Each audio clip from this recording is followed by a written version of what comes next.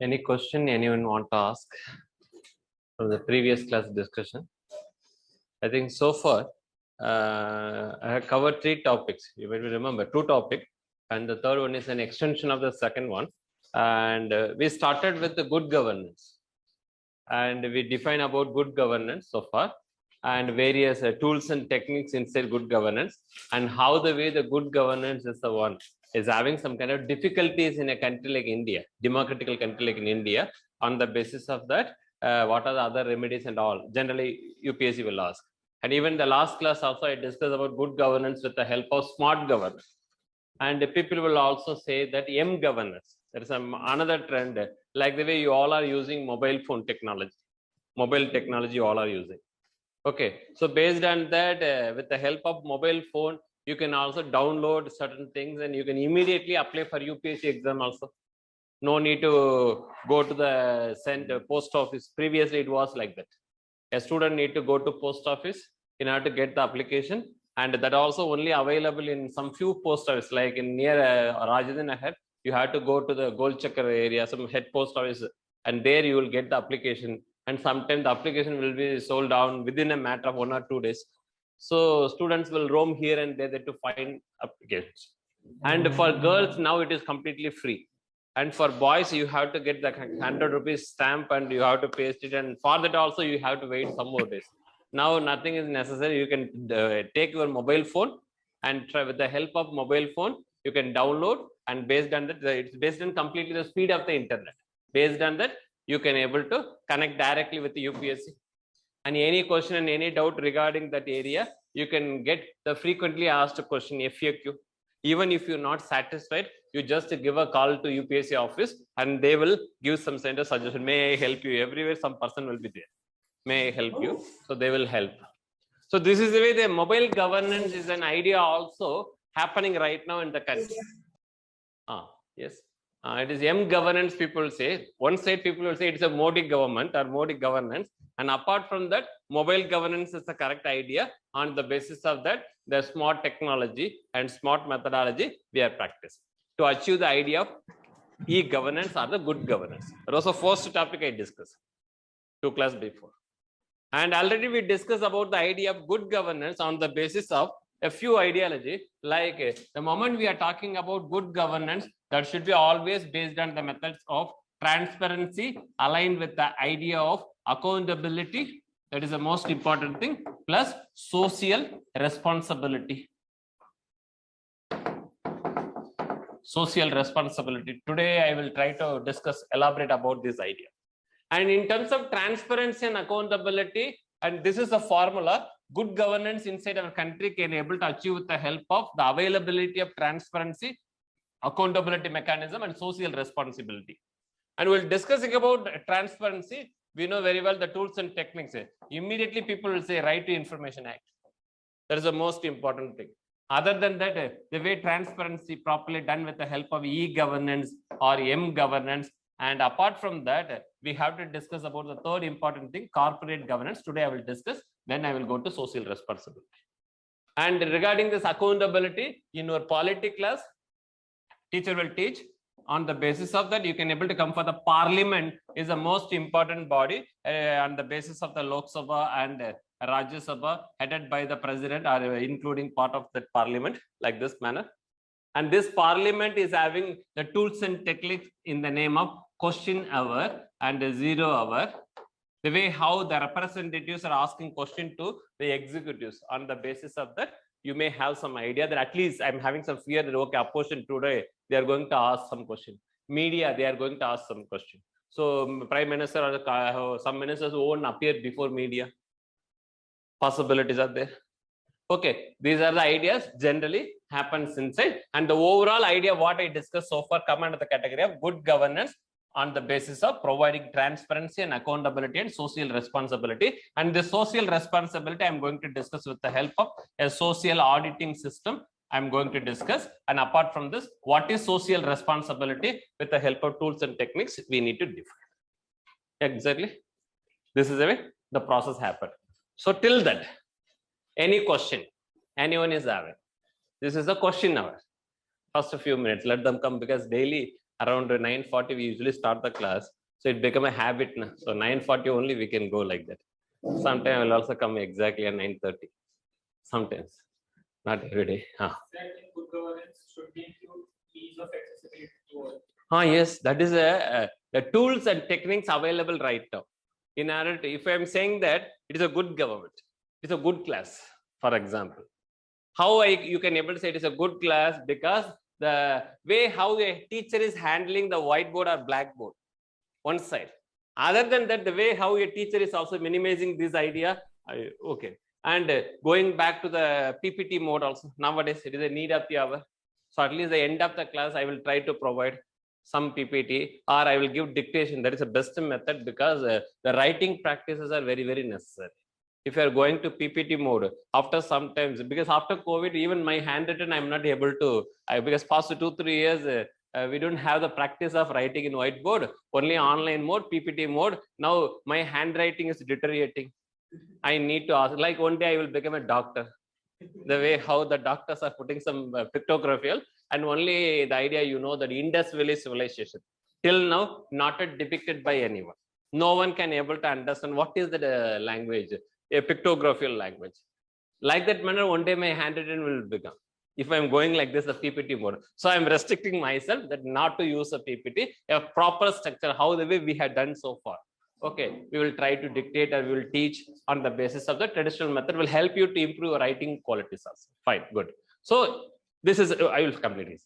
So the most important thing based on that, the ease of understanding the class should be on the basis of the end. If I'm keep on speaking, you will forget next day, day after next day. So the written notes you are having, that's the best method. So after 1 month, you want to have some clarification regarding e-governance. Take the notes, read it, connect it with the newspaper, you will find. That's the most important. The ease of doing or easiness is the very most important tool inside good governance. Yes. So how can I relate to social responsiveness and social awareness to good social awareness and social responsiveness, two things are there. It's from the people's side as well as government side. Citizens are having some responsibility. For example, everyone is having a responsibility inside the class. And the way you people are attending the class should not harm anyone. Suppose one person is keep on speaking inside the class. For example, I'm saying that. And loudly he is speaking through mobile phones. And he is switching on the mic also. So communication is properly going between him and his girlfriend or boyfriend, something like that. For example, I'm saying that. And the entire class attention will turn towards. Even though he is going down and speaking in husky voice, anyhow, the neighborhood immediately will have something that, okay, what this fellow is speaking with his girlfriend, he also want to listen something. So some kind of diversity. So responsibility students are having inside the class that you have to respect the dignity and decorum of the class. In the same manner, teacher also need to do the same thing. That is coming under the category of social responsiveness, and the citizens are having this responsibility. But when I'm talking about awareness, suddenly you are coming, first day you are coming, for example, you don't know about the proper environment of this class. You don't know about myself. You don't know anything, but suddenly you enter into the class. So it is my duty that I have to put this diagram. For the past 2 class, I had done these things only. So once I'm going for the corporate governance, you will have some continuity and idea that, okay, you are aware that some transparency and good governance class he has taken, and within good governance, these are the various ideas he has discussed. So based on that, now I am in this way. Instead of that, I'm directly taking what is corporate governance, CG. Then a new beginner may think that what is this, what kind of class it is. It is a polity or governance, or where he is, something like that. Because corporate governance won't be there in our syllabus, but it will be appear in question paper. And it will also there in our paper 4 year ethics also. They will elaborate more than this. I am having limitations, so I will put it according.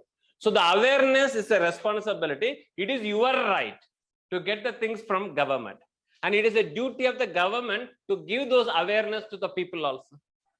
Okay, that is why in terms of awareness, I'm saying that the most important thing in the name of citizen charter. It is the duty of the government. Next class we are going to discuss. It is the duty of the government to taking care of, to in order to keep some kind of charter at the entry point of every government office. So whenever I want to enter into this class, or sorry, office, government office, I will check, okay, who is the authority here and what kind of duty he is having. And I want to go for water related issue. There is an officer, his contact number, and any query you can ask this. Some awareness the government will provide to the people that you just see. This is the information we want to give. This kind of awareness the government want to provide to the people through citizen charter. And it is a responsibility as well as it is a duty or it's a right of the people also to get information. And through awareness, you are not getting anything. Government is not doing. So through RTA, you are asking that what you people are doing in government. You are minister, but you never visited constituency after election. So people will put some kind of poster like that. My MLA is missing, please.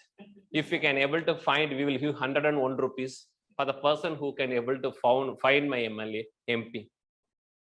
Like that, man, some advertisement in a comical, it may come, but it's a reality. So all those things are coming under the category of social responsibility and social awareness. Responsibility is an idea for the people side. Awareness is a kind of idea from people as well as government side, both sides. So once you have done it, then finally you can achieve the idea of good governance. So can we say that without responsibility there will be no awareness? Without responsibility? There will be no awareness. That is what I'm saying. Responsibility is a term. Okay. People also having some kind of responsibility. But when I'm talking about awareness, both people as well as government, in order to promote this awareness idea, both should involve into it. But the most important thing when I'm connecting people or government alone, the government is having a duty to propagate the ideology and the government is also having a responsibility to do something. So responsibility and awareness always travel together in a parallel. Fine. Good. Good. So we can go to the next topic. That is a good governance. Sorry, corporate governance. So what do you know about corporate governance from your point of view? We'll start from your opinion. That will be always better. What do you think that corporate governance? Why it is important? Why we have to study in paper 2? Generally, this is a topic frequently coming in paper 4 ethics area. But you should not, because constitutional morality on its 5th year celebration, UPSC asked this question in ethics. Within 2 years later, they asked in polity area. And again this year, they asked in polity area. So it was an idea usually comes in ethics, but nowadays 2 times appeared in polity and governance, So there may be a possibility. Good governance is an idea, not only talking about in terms of e-governance project or information related idea or citizen charter related idea. Good governance is also in terms of corporate governance. Why I am saying this corporate governance? Because already we told around 1990s, 1900, the way how the government before 1990s in the name of monarch, kingship, crown, these are the common word appeared. But when I'm looking into this monarchical pattern, kingship or crown is the most important keyword inside government once upon a time before 1900. But later part, the idea of democracy came into existence. Democracy came into existence. And we know very well through the definition of Mr. Abraham Lincoln, who gave around 1800 itself, that what is the meaning of democracy? Democracy means by the people, for the people, of the people. Okay, so this is the idea that democracy came into existence when the idea of the concept of industrialization went down in a various manner. The concept like democracy also came into existence. There is another format of democracy against monarchy in the name of a republic also came into existence. Republic. We all are living in a republican country. India is a republican country. Because when I'm talking about the idea of republican ideology, methodology, the most important thing, it is totally against the kingship or monarchy. So in kingship, everything belongs to the government. Everyone need to sacrifice their life for government, king. But in republican ideology, we, the people of India, I are getting more important rather than discussing about the government. King is everything. It was not like that. So in this idea and in this time only, the concept of welfare came into existence. The moment the government converted, here it is completely on the basis of the laissez-faire, or otherwise called as a police state. In a very strict manner, government will do everything. But here from the police state, the state converted herself into the idea of welfare, and state want to provide each and everything to the people in an equal manner. Social equality or social equity is an idea come into force. But after 1990s, already I discussed this point in good governance. After 1990s, everyone knows the introduction of liberalization, privatization, globalization came into existence. And liberalization, privatization, globalization mean the activity of the government will go down. Government activity will go down, but government as a moral agent, that is the most important thing. The government's responsibility or act as a moral agent will go high. So their physical activity has down. For example, once upon a time, only one Air India, Indian Airlines. But later part, Maharaja has disappeared, and so many people, Air Sahara, Deccan, or Go Air, or so came into existence. Privatization. Once upon a time, only, even till recent past, only one railway inside of a government country. But now, any private people having railway on their own? Delhi to Lucknow, just after COVID, the government announced that the first private railway is going to happen inside our country. Private railway. Very soon they are going to privatize the railway also, the most important point. So what area remains with the government? Space technology, atomic, nuclear resource, these kind of things. Military, and military also privatization came into existence. The way how the Ambani group recently signed an agreement with the government for the protection of some aircraft, submarine, and etc. One side. So this is the most important thing. When the government is withdrawing their activity, this is called as a withdrawal of state from welfare state. From welfare state, the state started withdrawn from all its activity. Withdrawal of state came into. So once state started withdrawing, that role will be fulfilled by a private sector. Private are the one who is going to do this activity. Private sector. So on the basis of that, the ideology of state as a moral agent will keep on increased. The physical activity will go down. Here, the Tata will come, or Birla will come, Ambani will come, or Adani will come. So people may say that hum do, hamara do. That concept also will come here. Yes, sir, no? Good. So these kind of ideas, the privatization completely lead into the concept of withdrawal of state. So welfare activity went down, withdrawal of state started giving those activity to the private sector. Here only the problems come. To handle this corporate governance, it is necessary. The government of India also came with an idea of corporate social responsibility with an elaborate manner after 2013. Suppose you are going to give a 2023 examination, means you may find some question from CSR Act 2013.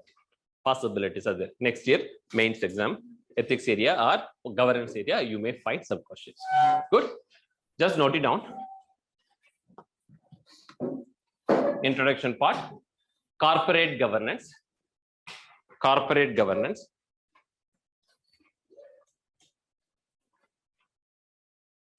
Corporate governance or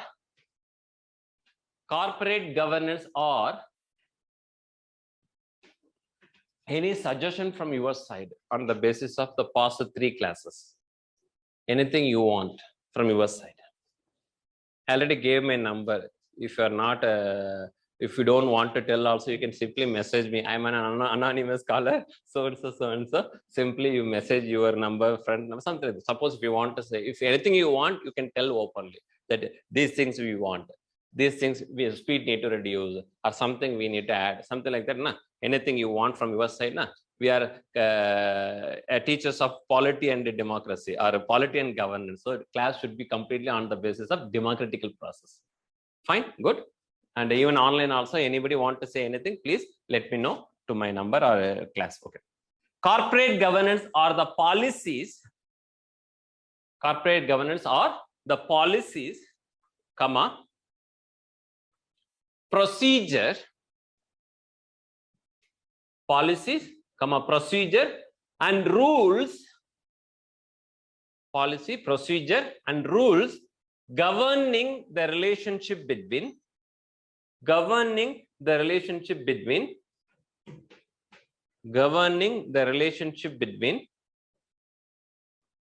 between the shareholders, governing the relationship between the shareholders, comma, directors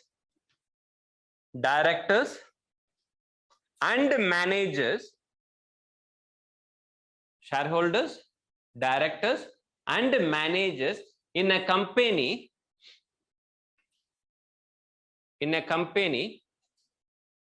as defined by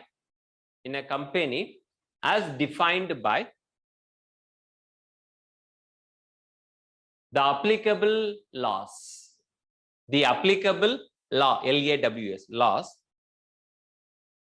comma, the laws, LAWS, okay, laws, comma, corporate charter, CHARTER, corporate charter, comma, companies by law, BYLAWS. Second point, CG, that means corporate governance. CG governs, corporate governance governs the relationship among AMONG, among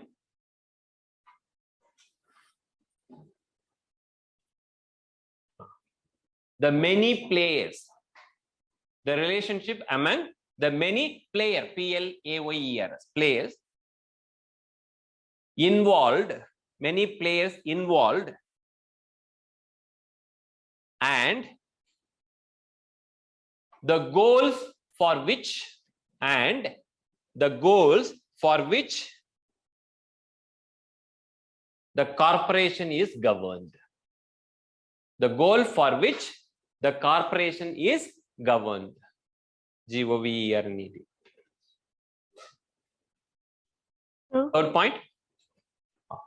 Third point. G mean corporate governance means CG. Please. Sir, in previous point, what was after corporate charter? Charter, you know very well. Just only in the next class I need to discuss about the citizen charter starting from 1991. For example, in the very beginning of the class, during the time of good governance, I mentioned that the way how the concept of Bill of Rights came, fundamental right came to India. Charter is nothing but it's a kind of declaration. Charter is nothing but it is a kind of information government will provide to their citizens. Okay, it's a kind of information government is providing. So in UK, there is a pattern that in the name of charter only, the Queen will declare the Magna Carta, the Victoria's Magna Carta, or other various queens Magna Carta. It is a kind of charter. Through that, they want to give something because they don't have a methods of written constitution. United Kingdom is an unwritten constitution in this world. India is a having written constitution. So everything will be codified with the help of parliament. So we will call it as an act. But in UK, it is a convention, practice, norms, and values. So they won't make any laws. By the practice, they will govern themselves. So they will call it as a charter.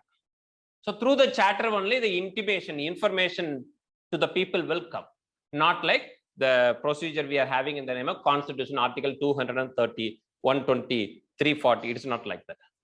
So the same way in 1990s for the government, the way how they want to provide service to the people.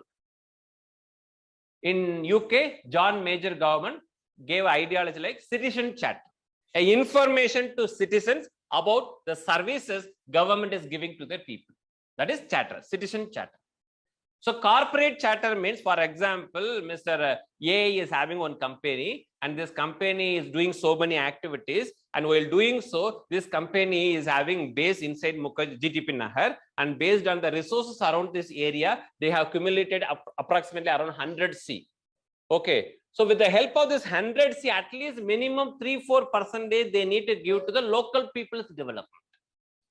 They have gained 100% profit with the local resources, with the local people. But what contribution they are giving to the local area? So they will write something, the corporate charter, on the basis of that, what project the company is doing and whether it is eco-friendly or not, they are altering the biodiversity or not. If not, then what are the methods and tools they are using? If they are going way in that manner, then they will say this much money allocated and this much money they got it and this much they are contributing for the local area. That will come under the category of corporate charter. Fine. Understood? It is an information company is giving to the people regarding the services they are doing. Fine. Sir, can you repeat after corporate charter? You want to repeat again? No, sir. I am saying that can you repeat Dictation. after corporate charter? Yes, sir. Okay. You can write it down. Corporate charter, comma, the company's bylaws. Corporate charter, comma, the company's BYLAWS, bylaws.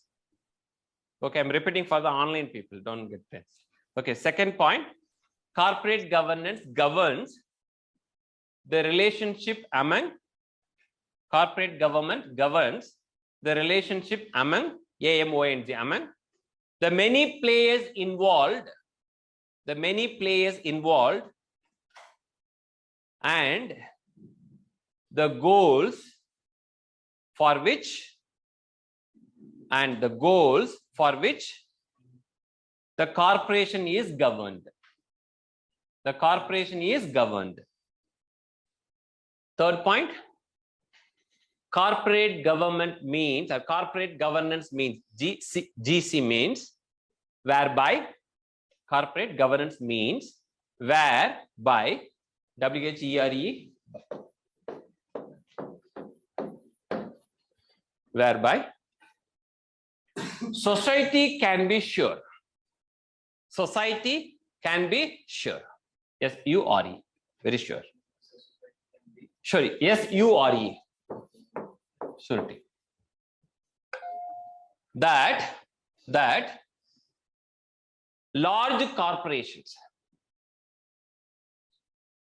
society can be sure that large corporations are well-run institutions. Large corporations are well-run institutions. Well-run institutions. To which investors and lenders, L-E-N-D-E-R-S, lenders can confidently, investors and lenders can confidently commit their funds. Commit their funds. Next point. It is a sincere commitment. Corporate governance is a sincere commitment. A sincere commitment to creating,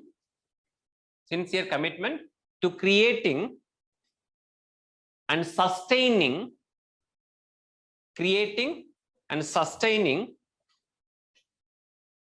an ethical business.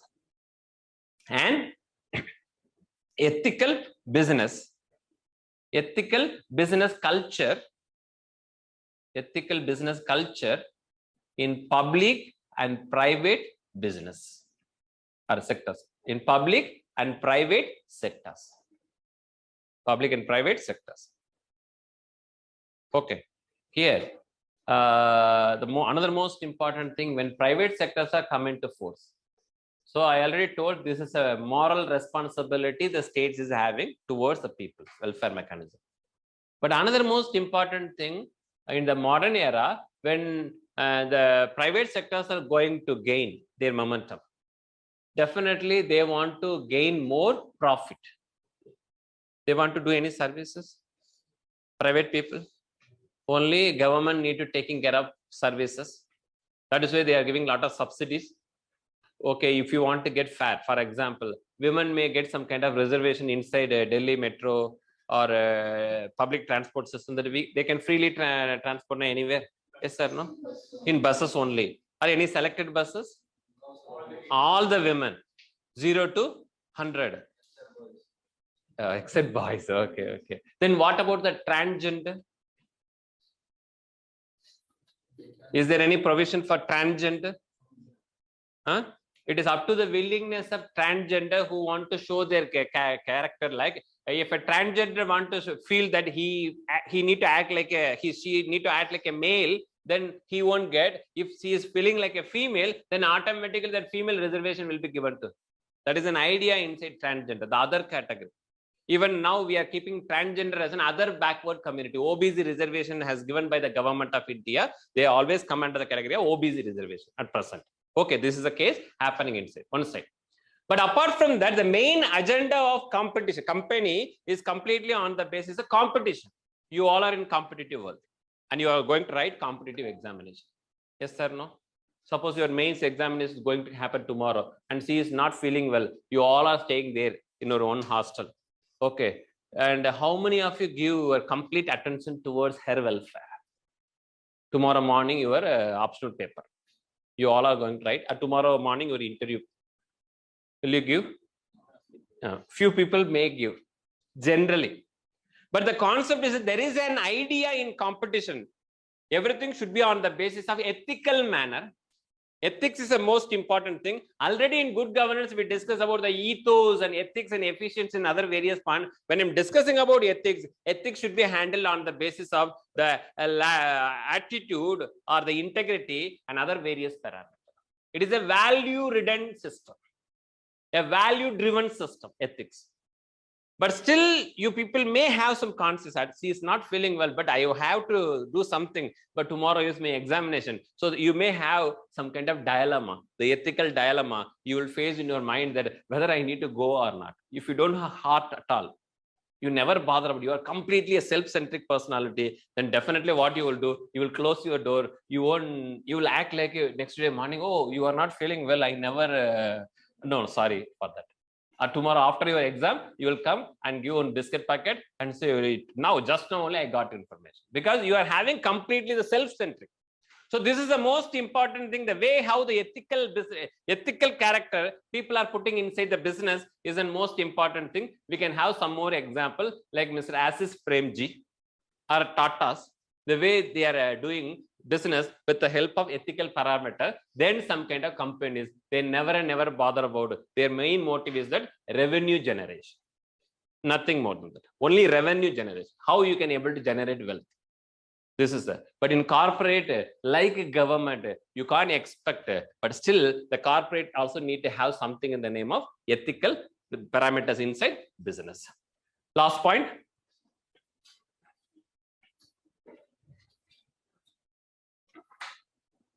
In 1996, CII, Confederation of Indian Industries, CII, FICCI, ASSOCHAM, CAA, these are the various bodies inside of a government which is promoting the idea of corporate governance. Okay, these are the various group of associates, companies. Okay, CII in 1996 took a special initiative. CII in 1996 took a special initiative on corporate governance, a special initiative on corporate governance to promote and develop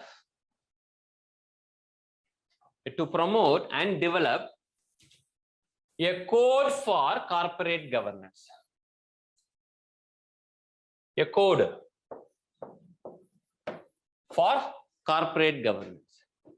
I already, some class before, someone asked this question. What is the difference between code of conduct and code of ethics? The same thing you are going to study in your paper 4 also, ethics class also. Code of conduct and code of ethics. In India, we are promoting only code of conduct through the legal methods. Code of ethics is not yet legalized inside our country. It is a kind of feeling we, the people of India, is having. On the basis of that, we are functioning. On the basis of this code idea only, the concept of the moral code of conduct also came into exist in our electoral issues, in our electoral duties. It was in 1970s, during 4th general election, the first model code of conduct came into exist. Model code of ethics, not model code of conduct. So it is a legal one. So the election commission will give some kind of condition that how the way you are a candidate, you are opposition candidate, how the way you have to conduct your campaigning completely within our country during the electoral time. You should not create enmity between religion, caste, hate speech, etc., etc. All the things will come under the category of the code of conduct, model code of conduct. But right now we are also promoting the idea, new idea after 2014. It is not only model code of conduct, moral code of conduct also necessary, because when we are following speech, right to expression, you are saying something about, okay, well and good. Suddenly people are asking, where is Mr. Rahul Gandhi? Past 6 months, we are not able to see him. He went to see his girlfriend during electoral campaign. And suddenly someone from other side is asking, where is Mr. Modi's wife? Before 2014, we never heard in any affidavit. At the time of his prime ministership only, he announced that he had a wife. Before 2014, no information about his wife. After 2014, when he was a prime minister candidate, suddenly in his affidavit, the idea came that he also not a bachelor. Something like that appeared. Even later part, Mrs. Smriti Irani in 2014, she said, I am a graduate. I'm contesting for election. In 2019, he said, no, I'm not a graduate. I'm only 12th standard pass only. Model code of conduct, moral code of conduct. There is no proper mechanism, because moral code of conduct you cannot legally enforce. It is a conscience we are having on the basis of that. In the same manner, business community is also having some kind of things. The competition between two companies should be on the basis of moral and ethical value based. But in practicality, we are having a loss on the basis of that. There is a body, Competitive Commission of India. That Competitive Commission of India will properly maintain that morality and ethical business activity inside companies and country. Right now, we are having a body. In private sector also, the Competitive Commission of India will check how the way competitions are happening between Jio and the Airtel. If it is in an illegal manner, then the CCI will find Jio or Airtel who is violating the ethical principle inside corporate governance. Fine? Moral and ethics are very subjective, and I think how can we have a codified code of moral? That is why we won't have any moral code for the entire country. It is depend upon the situation based, sector based. One sector, education, their moral code of conduct will differ from the health sector or other various sector. So there is no, that's why I'm saying that we only talking about code of conduct. It is legally codified. So you can able to see the code of conduct for election. You can see the code of conduct for the civil servant. But there is no idea in the name of code of ethics, moral based, nowhere. You can also ask questions regarding. Now we are trying at least through the Competitive Commission of India, how the way the companies are engaging with each other, any fraudulent activities or something like that. If they found, they will penalize the company, they will also prohibit the company like that manner. But there is always other way also now.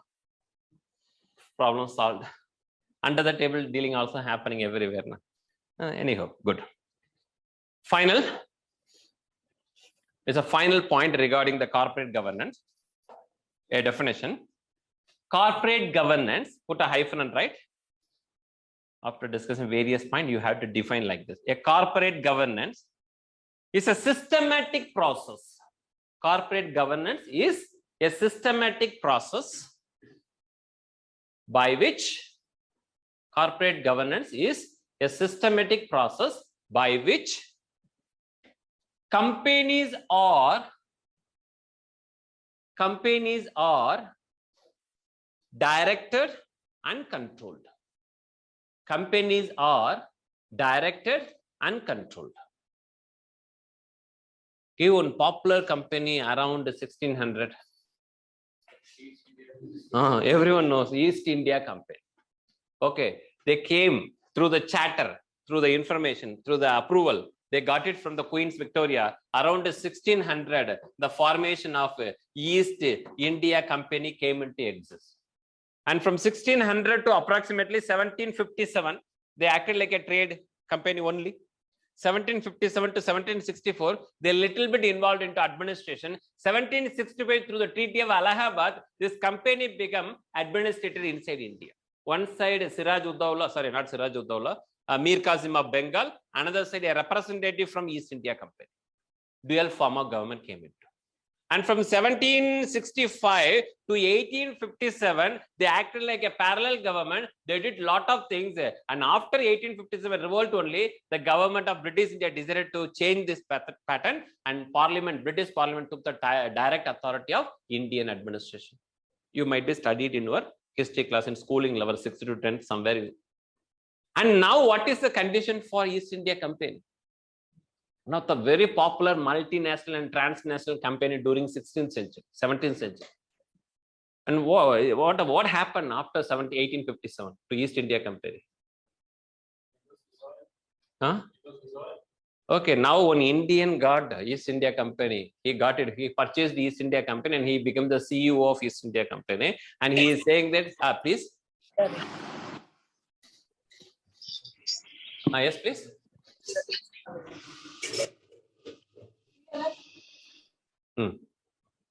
One Indian is having, now he is the CEO and owner of that company, and Mr. Sanjeev Gupta, I think so, he is having the ultimate authority towards East India Company. After 2010, he got the complete authority of East India Company, and he want to do the way how on the eastern part of Europe they want to do around 1600. Now on the western side of India, they want to do, Indians want to do something back to European countries. Okay, irreverse. Okay, good. Anyhow, the companies are directed and controlled to enhance their wealth generating capacity. To enhance their wealth generating capacity. Full stop. Continue. Since wealth generating capacity, full stop and continue. Since large corporations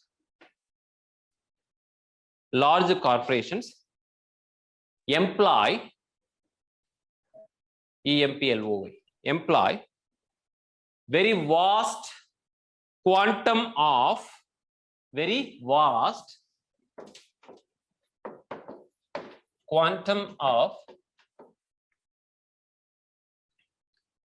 societal resources,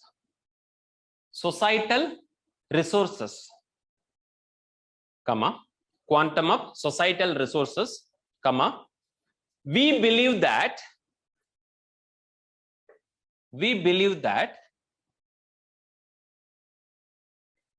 the governance process,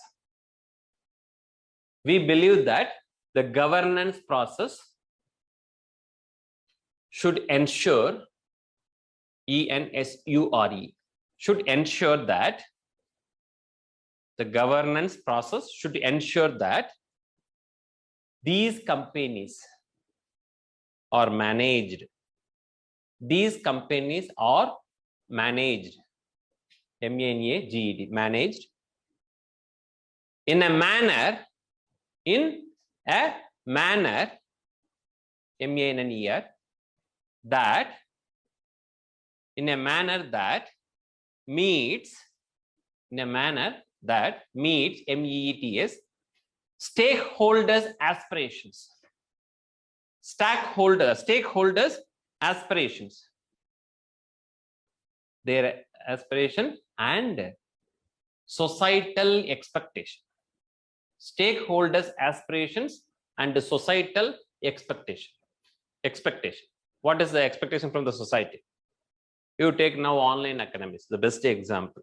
After COVID, online academy become the booming sector.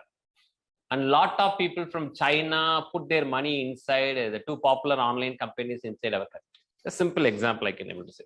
Online IAS academies inside our country. And everything became online after COVID. Okay. And here the societal expectation and stakeholder aspiration. So stakeholder want to promote their money from 100C to 1000C. So they don't bother about the quality a teacher is going to deliver to their students. So how many likes you are having in YouTube channel? For example, 100 like, and she is having 10,000 like, and she is having 1 lakh likes. So based on that, she become online teacher. No need to worry about the quality and quantity, nothing. Simply there will be a prompter. People can able to speak. Everything will be there. From here, you can able to just see before the camera, prompter will be there. Like you can able to keep on speak like a news reader. And you need to have more like. And they never bother about the way how the quality in teachings. They compromised. No need of experience. Even the person who just started preparing UPSC can able to clearly give his ideas. On the basis of that, he will become #1 teacher or #1 methodology. On the basis of that, the companies will generate more. But the most necessary point is that an experienced person can able to connect starting from paper 1 to paper 4 in a proper manner. But seasonal teachers can only teach polity means polity, governance means governance. But questions are not at all coming after 2016 from one topic, Supreme Court. It is not like that. What is the role of Supreme Court? What is the role of Parliament? These are all before 2016. Now Supreme Court and their activity connected with the concept of constitutional morality of paper 4. You can check after 2016 preliminary. Constitutional morality, paper 4 idea, morality based constitution. And connecting with the role of Supreme Court. By this manner only UPSC is asking question. And if you are strictly following the prompter based ideology, you will teach Supreme Court, you will teach ethics, and you won't connect the idea of ethics with the governance. And there is a chapter like good governance or internal security, which is talking about border management, left-wing extremism inside our country. And there is another idea in the name of international relations. There you will teach something in the name of bilateral relation with our country, India-Pakistan border issue, India-Bangladesh border issue. So you are connecting international relation with the internal security idea. So you will get exact question. You can take 2022 mains, 21 mains, 20 mains, internal security area. You can able to find 1 or 2 questions from the same IR-based internal security question, border management issues. So then only you can able to write very good answer. Otherwise, you will write what is border management, so and so, so and so, so and so. But question is not asking about it. It is international relation conflict in terms of. And international ethics and issues in international ethics is coming in ethics paper 4. So you have to connect everything in a proper manner from paper 1 to paper 4. Best example, climate change you will learn in either geography paper 1 or in environmental disaster management paper 3. This year international relations, a climate change based policies of India's international policy. 2022 20th question paper 2 area, not in paper 3 or not in geography paper 1. Paper 2 they ask this question. So you have to interconnect every subject, relevant subject. On the basis of that you will find questions at the time of examination. Fine, good. Continue next subheading.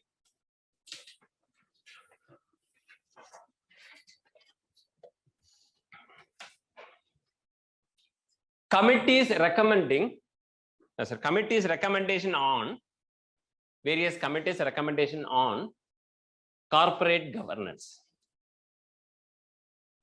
Various committees recommendation on corporate governance.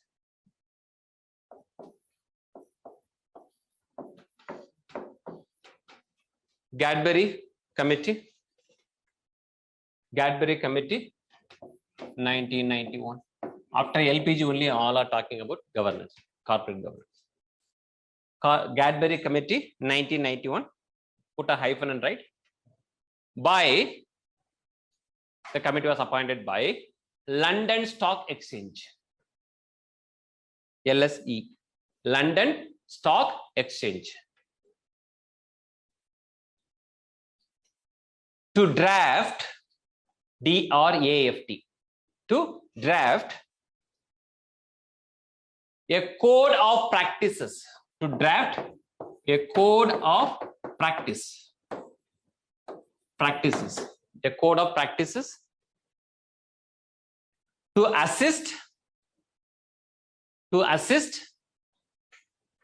public enterprises. A code of practices to assist public enterprises. Okay. So when I'm looking into the world scenario after 1991, I already told you also studied something.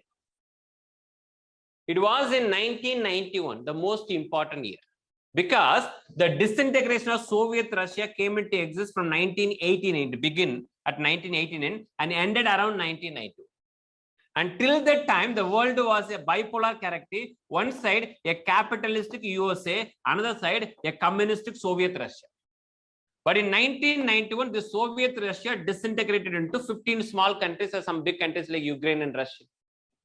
Over. No more Soviet hegemony, only Russia. That's it. No more socialism or capitalism, communism, only capitalism, America. So with the pressure America gave to the world community, world accepted the idea of liberalization, privatization, globalization in 1991. India also accepted. Dr. Manmohan Singh was the finance minister and Mr. Narasimha Rao was the prime minister, accepted this idea of LPG. But when I'm going to open the LPG era, privates are going to come, private sectors are going to control the government activity, but land in India, starting from the beginning to till 1990s, in the hands of Adivasis, tribal community, rural community only, the resourceful land area. You might be aware of those things. 5th schedule and 6th schedule, all land belongs to people only in India. But after 1990s, now companies are going to ask government, you take them from people and give to us, because LPG era. Now the government is having reluctance, but still they need to give the land to multinational companies. So they thought such a long time. From the time of 1952, India developed a project like Community Development Program, CDP. As a continuation, 52, National Extension Scheme, NSC. As a continuation, 1957, Balwant-Rai Mehta Committee. And implementation of Balwant-Rai Mehta Committee in 1959. And not satisfied. In 1977, Ashok Mehta Committee. And 79, they implemented the recommendation of Ashok Mehta. Then 85, GVK Rao Committee. Then 86, LM Singhvi Committee. And 89, around that time, 69th Constitutional Amendment Bill. Such a long time. Starting from Jawaharlal Nehru till Rajiv Gandhi, people tried in various ways. All the Congress prime ministers tried in various ways to bring Panchayat Raj as a constitutional body. Especially Rajiv Gandhi, who really initiated something. And he was the one and only prime minister inside our country who got an absolute majority inside parliament. None other than that. Even Nehru, never. 300 plus only. 400 plus absolute majority out of 552. Originally they are saying that, but normally 545 only will be there. No one get 400 plus except Rajiv Gandhi. After the assassination of Indira Gandhi, entire India behind Indira and Rajiv Gandhi became the prime minister. He got 400 plus. Even Rajiv Gandhi not able to implement 73rd and 74th Constitutional Amendment Act. This bill defeated inside. But a minority Narasimha Rao government in 1993, how they passed 73rd and 74th Constitutional Amendment Act? Anybody taught you like this? Anybody thought like this? In our classes, that how it happened. Nehru also, he had majority. That time no opposition at all. But later, Narasimha Rao government 254, not even 270 to 73. But they passed the 73rd and 74th Constitutional Amendment Act with a full majority. They got the permission from the state. Finally, Panchayat Raj came into existence. Through the Panchayat Raj institution, now the land, Grama land, or tribal land, or Adivasi land went in the hands of Grama Sabha or district administration. From there, the company can easily access those land through the state government. Simply. This is the consequences of the impact of LPG era. So based on this only, now land went in their control. Common property resources was the land. Once upon a time used by the tribal community. Now it went to the government hands. From there, it went to district administration. And a few weeks ago, the government modified silently. When entire India was busy with various verdict of this, that, the government said that the land no more belongs to Grama Sabha. Now the state government will have direct authority towards this land. Even it was not discussed inside the parliament. Even no chief minister of India, state, nobody discussed about it, including northeastern states. Nobody discussed, nobody opposed this move. I don't know whether they know or not. Silently, the process happened, and land now completely in the hands of private sector through the state authority. So this is the problematic thing, that now land become, after LPG era only, the government can able to pass 73rd and 74th. Now land directly in the hands of state administration from 2022 onwards. Now the private companies can easily gain control of land. For controlling land only, everything. That is a liberalization, privatization, globalization process. On the basis of that, all kind of event happen. Fine, good. Second point, Birla Committee. Birla Committee, 2001. Birla Committee, 2001. Put a hyphen and write. First formal committee. First formal, F-O-R-M-A-L, formal committee was appointed by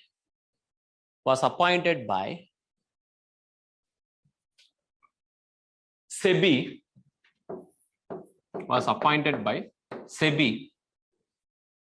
Stock Exchange Board of India, SEBI, to study the corporate governance.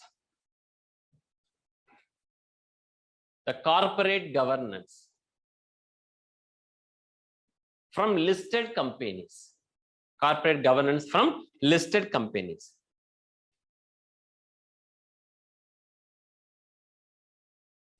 Put a hyphen and write. This recommendation, Birla Committee recommendation, this recommendation got legal recognition. This recommendation got legal recognition when government was introduced. Legal recognition, R-E-G-O-C-O-G-N-I-T-I-O-N, recognition. When the government was introduced, a provision, when the government was introduced, a provision in the Companies Amendment Act, a provision in the Companies Amendment Act 2000.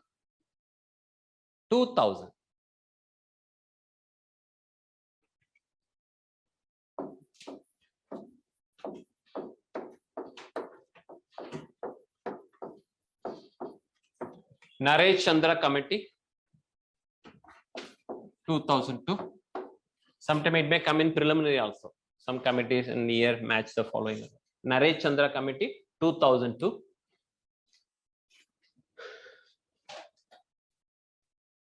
Hyphen and write. By the Department of Corporate Affairs. By the Department of Corporate Affairs.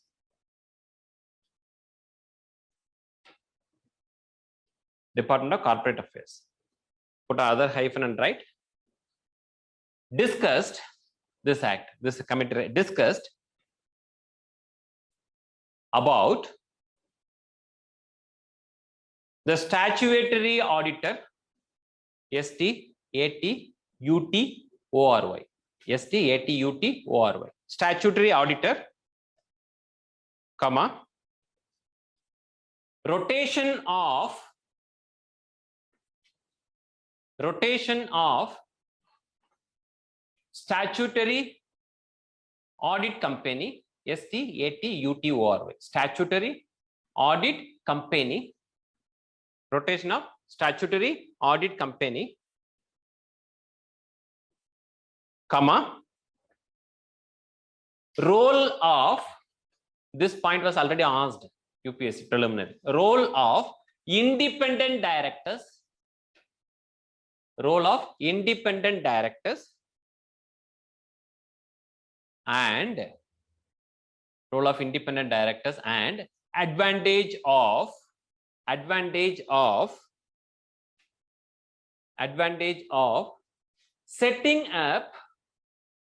setting up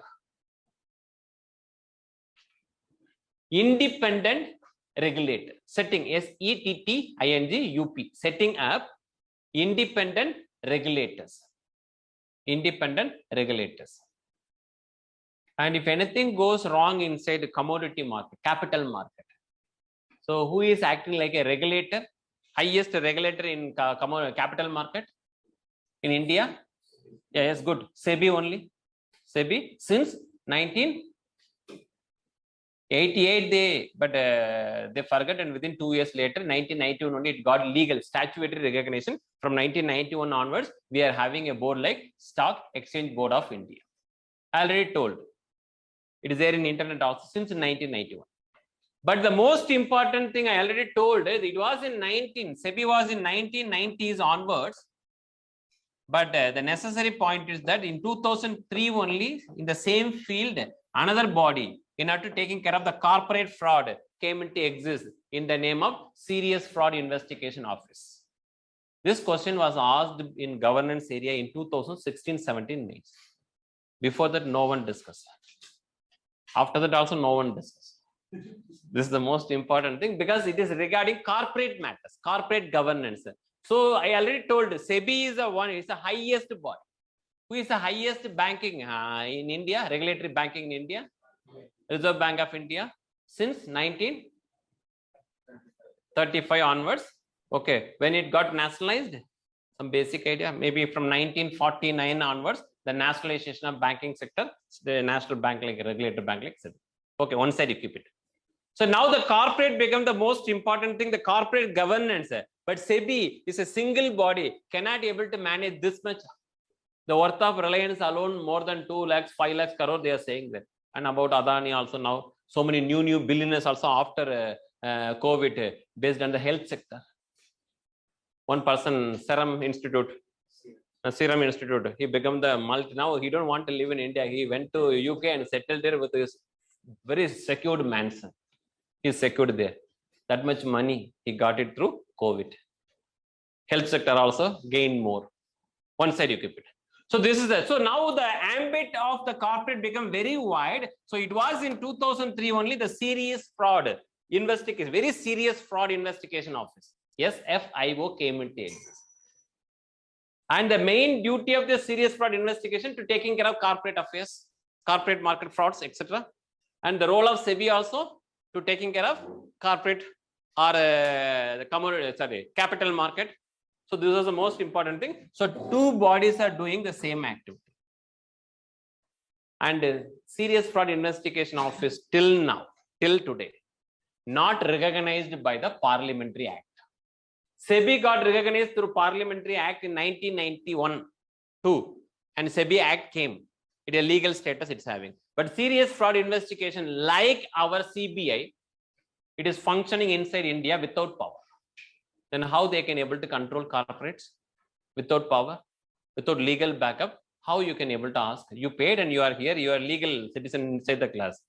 Without payment, can you able to come? At least 1 or 2 demo they usually permit.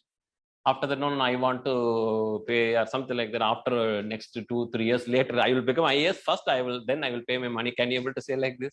No one. Legality, no valid. So this is the case. Serious Fraud Investigation Officer saying like that. After I become IAS, I will pay. So this was a problematic thing in terms of corporate affairs. In 2090s, Harshad Mehta scam and other various scam. And in 2009, 2003, they created Serious Fraud Investigation Office. But in 2009, Satyam scam, Ramalinga Raju scam came into existence. And still, SFIO not able to do anything. So in 2016, Mr. Narendra Modi, under the former Corporate Affairs Minister, Congress, Veerappa Moily. Modi appointed Veerappa Moily as a committee chairman to discuss about the Serious Fraud Investigation Officer. Why it is not functioning properly? Then the committee in October month, they gave their recommendation to the parliament. Body is there without power. So announce, make a SFIO act, give power, let them work. And within for 10 days, 15 days later, UPSC asked the same question in November first week when mains happened in 2016. Serious Fraud Investigation Office, pros and cons regarding that one. After the recommendation given by Veerappa Moily committee regarding this one. Just a 15 days gap only before mains. Okay, then this is the case recording. Next point. So these committees, the members were corporates and the industries. Not only corporates and industries, if it is appointed by the government, IAS officer Naresh Guchandra, below him some specialist, from Aditya Birla one person, from FICU another person, from Ministry of Corporate Affairs some IAS officer. Yes, please, all the people. And the recommendations were to regulate the governance of these. Yes, government will make some law na? Based on that. After the recommendation, government will create it. Companies Act Amendment 2000, Companies Act Amendment 2013, 2015. Government is doing na? All those things. Yes, please. Sir ये जो government ने अभी windfall tax का जो initiative लिया है Little loudly, please. Sir windfall tax Anyone? And no one can. Your voice is not clear. Please. Hello sir Yes. Sir, I'm asking about the windfall tax. You can. Oh, I can able to get your question. He is asking about. Windfall tax. Please silent. Please. Sir, I am asking about windfall tax.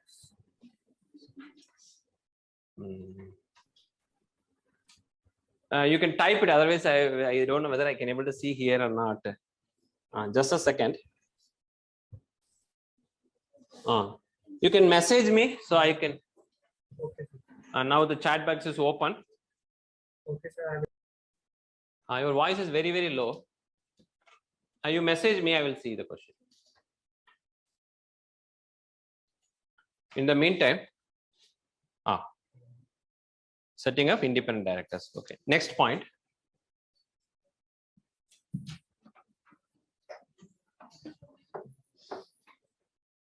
Fourth one is Narayan Murthy Committee.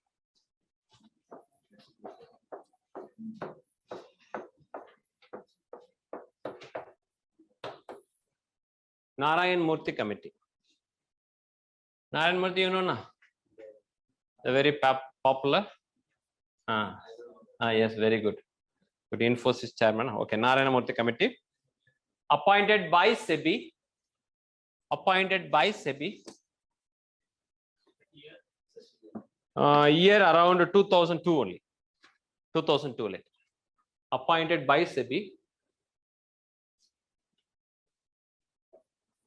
To analyze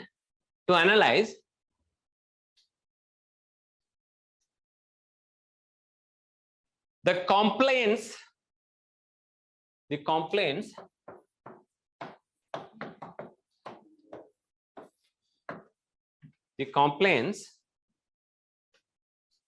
of clause 49. Complaints of clause 49. Listing agreement. It's related to listing agreement in private sector. Na? Listing agreement in stock market.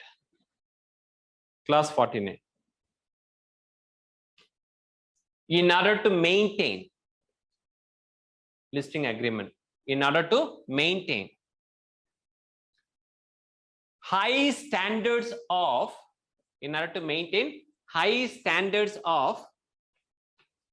corporate governance. High standards of corporate governance.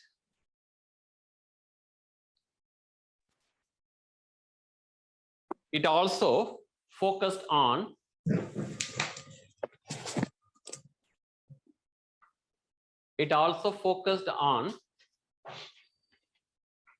the role of audit committee, audit AU, DAT, Audit Committee, and the board composition, COM, POSITION, composition of the board, board, BOAD, board, and its composition. Particularly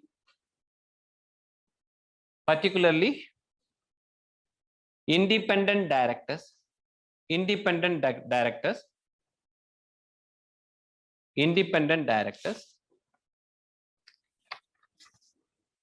okay, good. So this also asked by UPSC already in terms of good governance and economy area, already asked by UPSC in preliminary one, not even main. Don't think that governance only come in mains examination.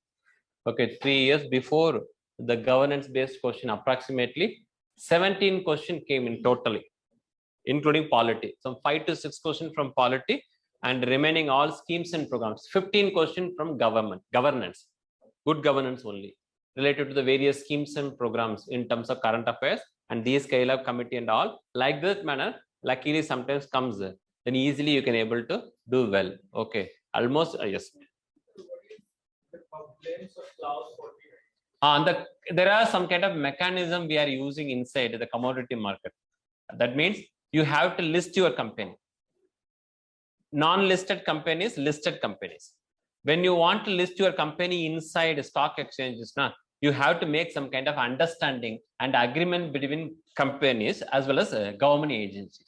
That class, how you can able to make your company as a listing company. Right now, the companies like Baiju and Anna Committee become the listing companies inside Stock Exchange Board of India, SEBI. So what criteria they fulfilled, how they listed themselves, that clause will come under the category of clause 49 of the Corporate Affairs Act. Okay, not more than that. This is related to listing agreement or listing company inside the stock exchange. Good, fine. Till now, any question? Anyone want to ask? So you have to answer these type of question in your ethics also. Luckily, if it come in governance also, you need to. So based on that, we can able to complete the areas like good governance, e-governance, and all other area. Finally, one thing you have to do in the name of social responsibility.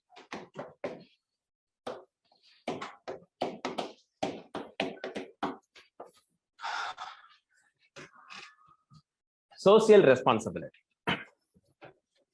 When I'm discussing about the social responsibility, there are 4 kind of classification you can able to keep. The 4 types of social responsibility. One is social opposition. Social opposition. The second one is social obligation. First one is social opposition, social obligation, and third one is social response.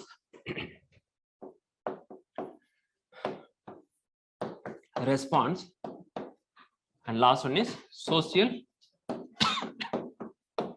contribution. Social responsibility will be classified into 4 categories. One is social opposition, social obligation, response, and contribution. And while discussing about opposition, we know very well the way how social opposition regarding certain things are happening. For example, we can go to Madhya Pradesh. In Madhya Pradesh, a lot of dam construction projects also initiated by previous Congress government and other various government also, BJP government also. And in that time, one name became very popular inside Madhya Pradesh. One lady, environmentalist from Madhya Pradesh regarding Narmada Andolan, Pachoban, something like that. What was her name? The name of the environmentalist? I forgot her name. I also, that's the thing. Okay, like this one. For example, Mr. Sundar Lal Babu. Pardon? So maybe Megha Patekar. No. Megha Patekar, na? Very good. So apart from this, the Sundarlal Bahuna, that is another personality, also very popularly created some movement like in India in the name of Chipko movement. Through him only, he got the idea. Chipko movement, hug tree movement. So people started cutting tree in order to construct a dam or developmental activity related things. And even now Supreme Court gave a clear guidelines in Delhi that if you want to construct houses or anything, you should not alter, you should not cut the tree. There's a severe punishment will be given by Delhi High Court or the Delhi method corporations or something like that. These are some examples. So this is the most important thing, the way how the social opposition regarding some kind of developmental activities. The best example, the Kudangulam project, also initiated by Indian government inside the southern part of India, Tamil Nadu, the deep southern part of India, around Kanyakumari district. They want to do something in the name of Kudangulam project with the help of Russia. And immediately anti-Kudangulam project, anti-nuclear agitation also came into existence. So always, whenever something is going to happen, so some other group of activities, they want to check whether all the parameters are properly checked or not. On the basis of that, they will do something. They will agitate. They will oppose. So these kind of things will come under the category of social opposition. We won't give much importance to social opposition because then we will become, you are not a civil servant who is giving much importance to the social opposition. Second one is social obligations. The society is also giving some kind of a responsibility. Through the responsibility, you need to have your obligation. For example, as a student, what kind of obligation you are having? Study only. Study only, nothing more than that. Your obligation inside the class or your parent is expecting from you is only study. Don't focus anything else. Family issue, we will, economic issue, we will handle it. Student, young mind, your focus should be more on your graduation. Then you want to become UPSC, a civil servant or something like that. So we can able to cover all of the things. So like this manner, the society is also having some kind of obligation from the citizens. The citizens should be the rule-bound citizens. They need to respect rule. They need to give importance to the rule of law. And the government will also try to provide the rule of law. Simple idea. Some class before people ask the doubt that what is the difference between social equity and social equality. If all are standing in a queue like this, in Facebook, you will find a lot of simple concept. A lot of diagrams are appearing.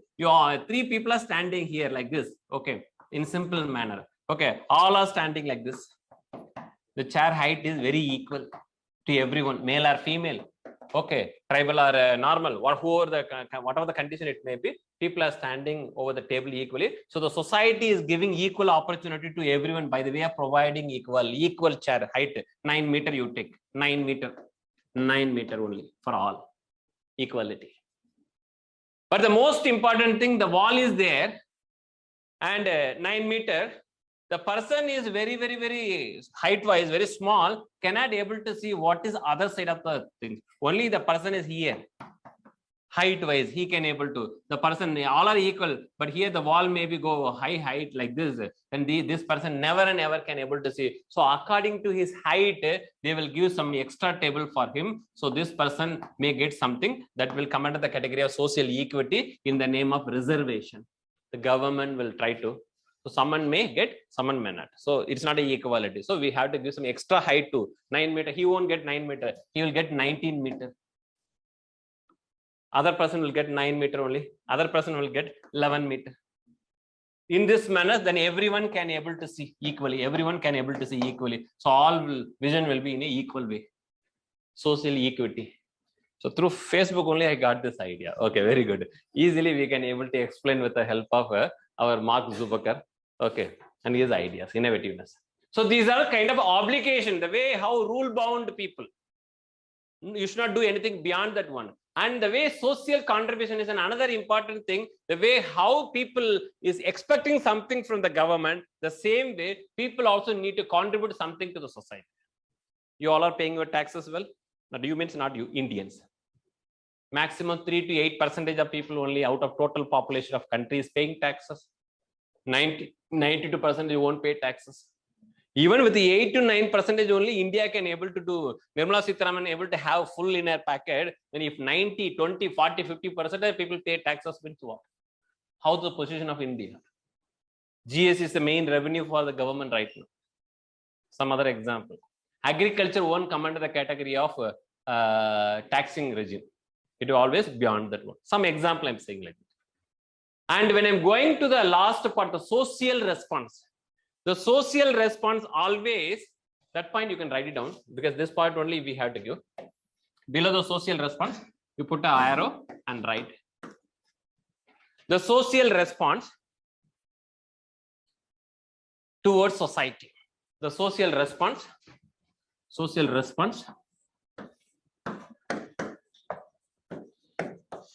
towards society. In that first point, A, B, C, D, you can write down. A, employment without discrimination.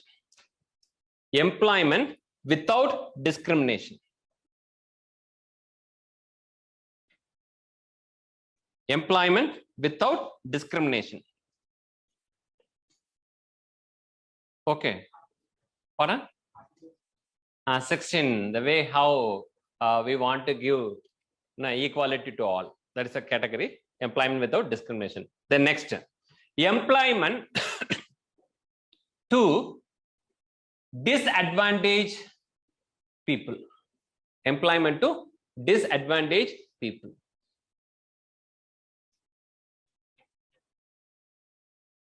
Again, Article 16, some subclasses will come here. Then third, community welfare services. Community welfare services.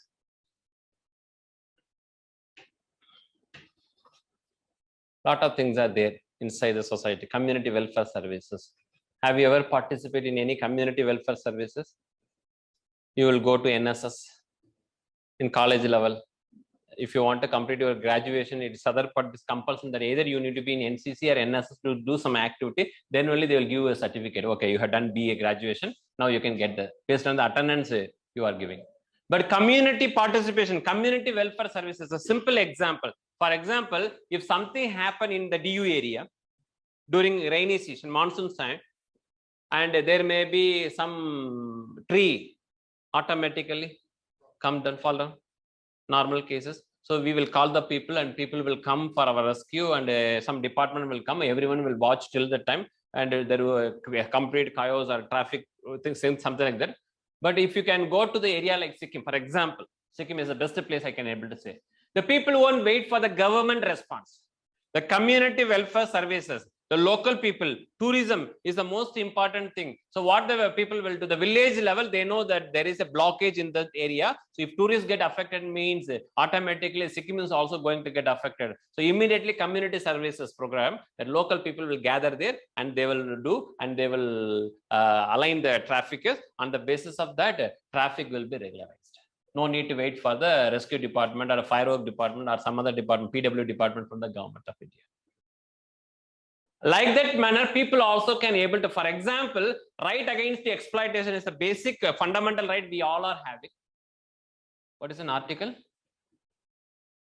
18? 18 is abolition of titles. Article 23, 24 is talking about against exploitation. In that, when the government is asking compulsory services, military service, there is an emergency. So China is coming. So the Modi is announcing that every person inside the house, 18 to 40, need to participate in military service compulsorily. In India, we don't have compulsory military services, but during wartime and crisis time, you can able to aid the military.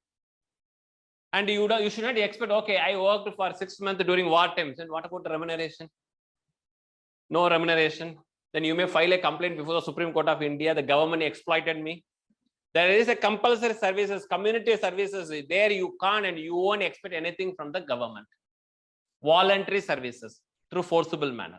Also possible. So these are all the things coming under the category of community welfare schemes. Next point, business morality. Business morality. So these points are like social response. Social response, ABC, like this. So it is easy for you to remember. Where is social? Social response towards society. Okay, A, B, C, D, I'm saying that.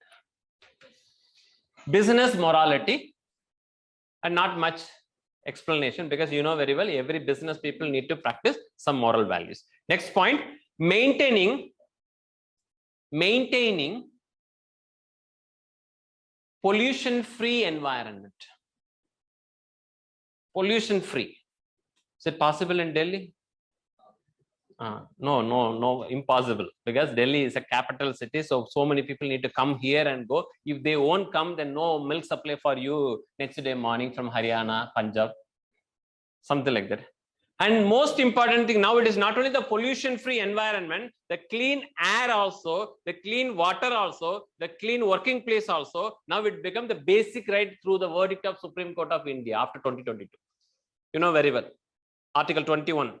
The way how the Supreme Court of India is doing interpretation on the basis of that, the ambit of 21 become the heart and soul of Indian Constitution at present. Generally, people will say Article 32, the constitutional remedies is considered as the heart and soul of Indian Constitution, but modern heart, because it is a young generation.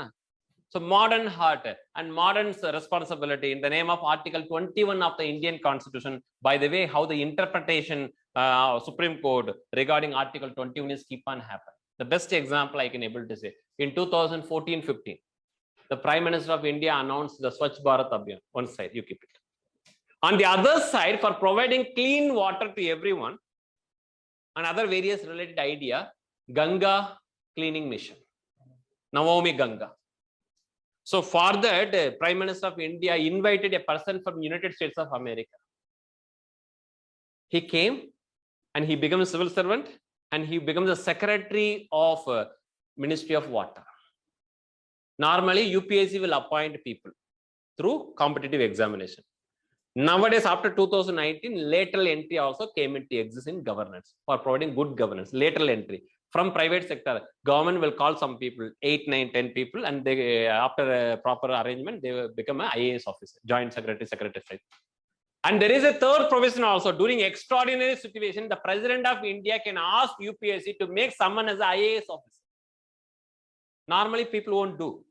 Because that system happened in America, that entire system considered by Americans as a spoiled system, which spoiled American bureaucracy. Spoiled system completely spoiled American civil services. So approximately 100% reservation for civil servants in political connection only happened in America. In 1883, Garfield assassination, one job seeker, one new government comes in, they will dismiss all the old government civil servants. Democratic government will immediately dismiss all the civil servants, and they will appoint their party loyalists as a civil servant in America. Then democracy goes, then republic comes, they will dismiss. Like this manner, political appointment only happened in America. That system was considered as a spoiled system. One person went, okay, my party lost, I don't want to lose the power. I will loyal to you, make me as a civil servant only. American president refused. So he took the gun and assassinated American president, Garfield assassination case. After that, America started thinking on the basis of that. In 1883, a Pendleton Act came into exist. On the basis of the Pendleton Act, it begged 75% through open competition, 25% through spoil system. Till now in America, this is the way American president is appointing so and so as an executive. This. 25% spoil system, 75% open competition. At any age, you can able to write civil service in America. No age but 21 to 32, something like that. It is not like that. At any age, even at the age of 50, you can come from private sector, write the examination, become civil servant in USA. And India, after 2019, started this spoil system. Under Narendra Modi ji, that initially they appointed 9 civil servants as a joint secretary. And now they are saying there's some 34, 44. So number of vacancy before 2019 was 1800, 800, 900, 1000, 1100, 1200, now reduced into 600 to 800. Remaining seats are going for lateral entry, spoil system. This is the process at present. And joint secretary and above, because CBI won't touch joint secretary and above without the permission of the government. And only for 3 years they will be appointed as a civil servant. Contract based, a new method. Right now India is practicing. So this is the case, the spoil system now enter. But in 2014-15, Mr. Parameswaran Iyer was invited from the United States of America to become the Secretary of Water. He was a VRS based UP cadre IAS officer who resigned his post and went to America and settled there in 1990s itself. Because in 2014, with the invitation of Prime Minister, he came and he took the charge of Water Resource Secretary. Namavi Ganga project, 20,000 allocated to him, that you can spend this money wisely. And 5,000 from 14 to 19, government spent for cleaning Ganga. But within COVID time, during COVID time, without doing anything, the Yamuna got cleaned completely, herself on her own. No spending of 5,000, 10,000, 20,000. Within the period of lockdown, 3 month period maximum, Yamuna cleansed herself. And people saw the Yamuna, what is inside Yamuna completely.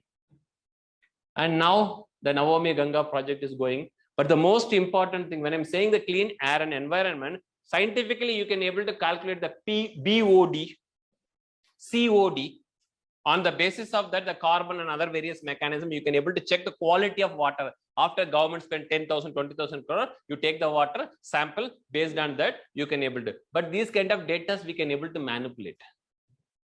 So there is another method. In 2009, the government of India announced the Gangetic dolphin as India's first national aquatic animal. Gangetic dolphin, locally called as Susu. SUSU. So why the name is that? It is a blind dolphin. It cannot able to go and catch its prey, and the Ganga already got polluted. So the blind dolphins will send its sonar waves. The sonar wave will go and hit the prey and come back. So it will go and capture. Now, because of the pollution, the sonar waves is not going. It is going everywhere, hitting everything, and it's trying to capture, but nothing comes because it's a pollution. Water got polluted. So the dolphin, the Gangetic dolphin, the freshwater Gangetic dolphin, Susu, started dying. It was during Devanand time. If you can able to watch an old movie, here and there it will jump. Amitabh Bachchan, very rarely. And Shah Rukh Khan time, no more dolphins. And now Ranveer, I don't know, the young guys, there is no more dolphin. So it was in 4 lakhs and 3 lakhs, now reduced into 300, 200 only. That is very deep inside the Gangetic Uttarakhand region, not in Rishikesh or other various places. Sir, those are available in Kolkata as well. Kolkata. We have seen that. Yeah. At least you are having the opportunity or some kind of things in order to watch those kind of things. I'm talking about the Gangetic dolphin. Okay, the way how in Kolkata, whether they are doing some kind of cleaning project. In the main region of the Bay of Bengal. There the things are totally different. We are talking only about the belt, which is flowing inside Bihar and UP and other area. Okay, for that only the government created so many schemes and programs, and Swachh Warriors also came. Namavi Ganga village also created, all those things. So this is the easiest way, that if the population of this Gangetic dolphin goes high, then I can able to check in easy way that, okay, Ganga got cleaned properly. Money, something like that. Okay, good. The maintaining pollution-free environment. And finally, social responsibility, maintaining ecological balance.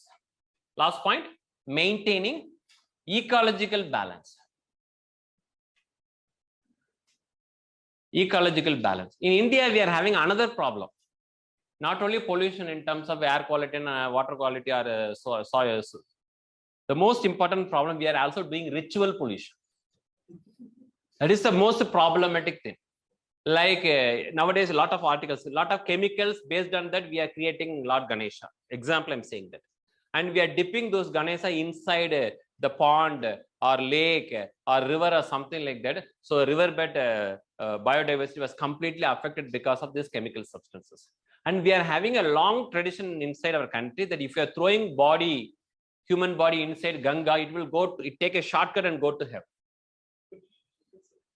This is a kind of ritual pollution, and it happened during COVID also. People dumped the human body inside Ganga after COVID, and even before and now and then also, it became a practices throwing body inside Ganga, that also polluting, and other various lot of leather factories also existing on the Kanpur region, and that also completely spoiling that Gangetic. These are all some kind of sensitivity we have to maintaining ecological balance. Next point. Heading you can put. Next heading. Below this, all the 4 classification you can put. And what about the spoil system? You wrote in. Spoil system is the idea. On the basis of that, Americans, USA people usually appoint a civil servant.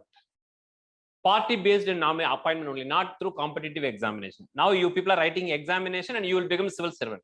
In America, once election get over, new president will appoint civil servant for the entire America through party line. That system considered spoil system. Okay. A social contribution is, these are simple things, that the way how the society is also having some kind of responsibility. Voluntarily, you want to do some contribution for the benefit of the society. So for example, I gave throwing something inside, it's not your contribution. You are spoiling. So you should have some kind of awareness that you should not do certain things and you have to do certain things for the development of the society. Simple way. A social audit. Next is subheading. Write it down. Social obligation. A social opposition. That's why I gave Narmada Andolan or anti-Kudangalam project. The society itself is making some opposition activity against the government initiatives. You understood now? Good. Social audit, society part. Audit will be done by whom? Comptroller and Auditor General under Article 148, and Comptroller General of Account will check all your accounts under 150 of the Indian Constitution, and the role and function of CAG and CGA will be clearly given under 148, 149, 150, 150. Okay, but now social auditing, we, you, me, we all three can join together and go to the local Grama Sabha and whether they are doing activity properly for Mukherjee Nagar development or not. How we can able to check it? We can go and they will send some gundas also to your house. That is a different story. We have to manage everything. Okay, write it down anyhow. Social audit, which is a tool, social audit, which is a tool, TOOL, tool for everything, comma, tool for everything, comma, verifying, VERIFYING, verifying and reporting,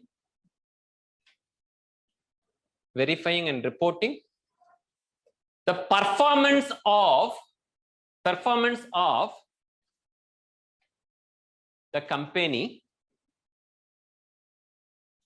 of the company, in the sphere of SPHERE, sphere of social responsibility. In the sphere of social responsibility. Continue, full stop and continue. This will help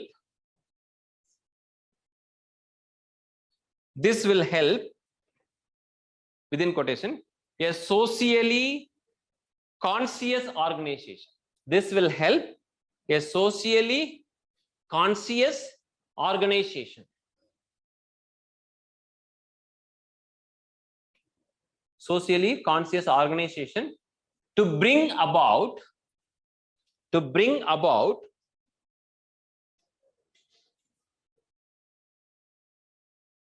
a greater strategic articulation. ARTICULATION, articulation.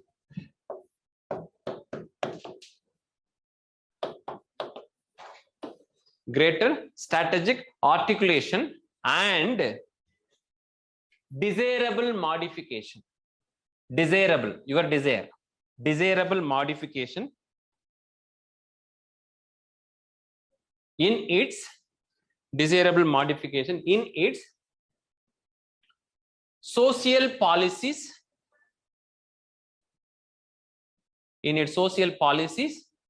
and programs. So this is the most important thing when we are discussing about the concept of social auditing. Before the 73rd and 74th Amendment Act, it was not legally recognized inside our country. But after 73rd and 74th Amendment Act, the word social audit was properly recognized with the help of in urban local bodies, in urban local government, the way how in Grama Sabha, the rural local government, there social auditing can be able to done with the active participation of some NGO in the locality and youth and unemployed youth, some educated people, some teachers, a retired public servant, all can able to form a grouping. On the basis of that, they will go to a nearest company and ask them that to provide the account that the way you exploited our society. Based on that, you got this much money, whether you are doing the auditing in a proper manner or not, accounting in a proper manner or not, CSR will be properly done it or not. All those things can be checked with the help of a social auditing group created by the local people itself. Local. Generally, a NGO will be there, some activist will be there, some unemployed youth, they don't have any job, let them join. Or retired civil servants, a retired public servant. After retirement, they want to involve into some activities now, but they know good in government and government activities. So these people can able to form some groupings in the name of social auditing. 73rd and 74th the constitutional amendment. After that only the recognition to this idea came into exist. Where it is? It's gone. Pardon. Yes. Yeah, so. Next point. Next point. It is a commitment. Social auditing is a commitment. It is a commitment to systematic assessment. It is a commitment to systematic assessment of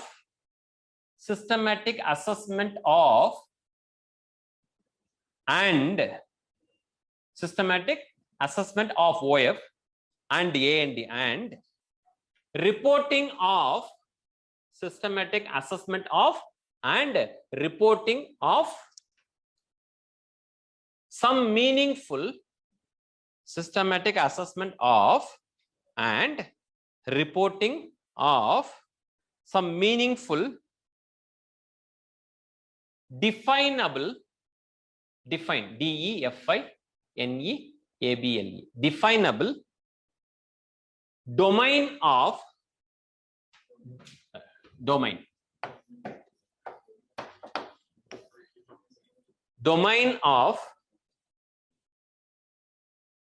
definable domain of a company's activities. Domain of a company's activity that have company's activities that have social impact. That have social impact.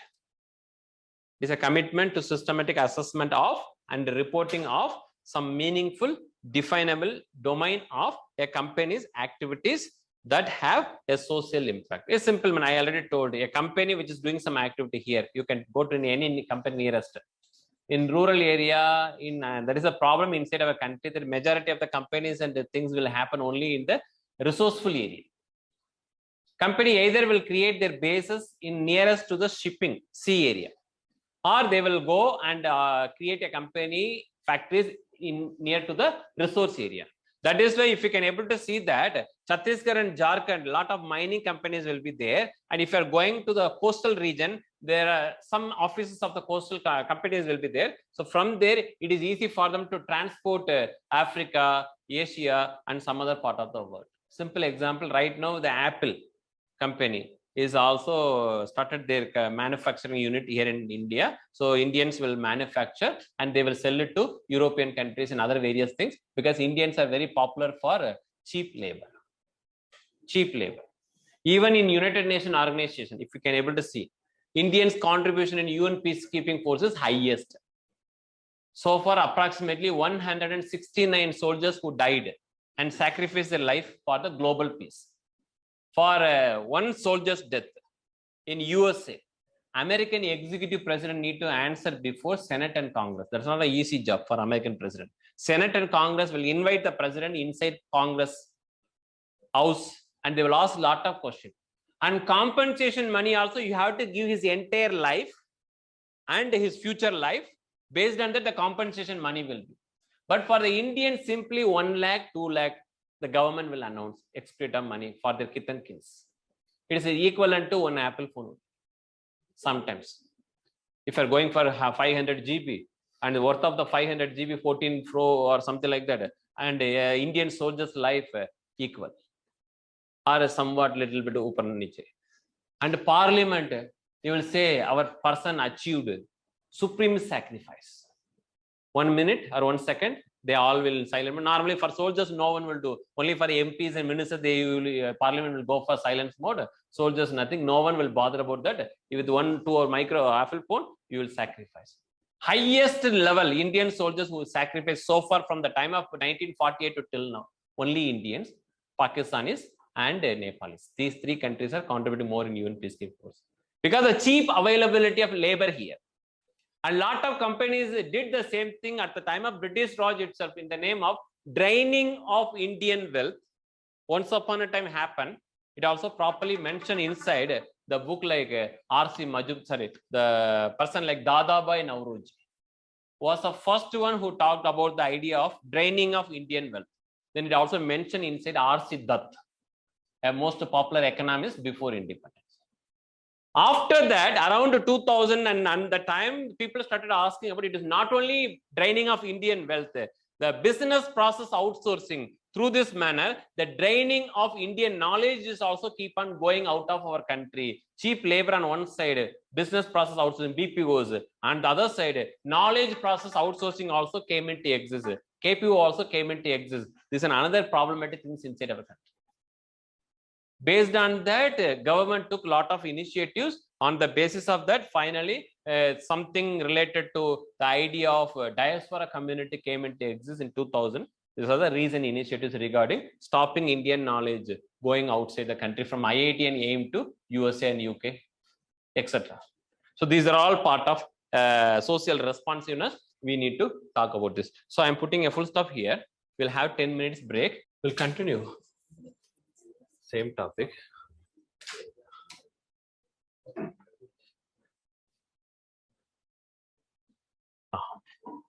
Social audit we defined, and now what kind of areas, the activities covered by the social audit?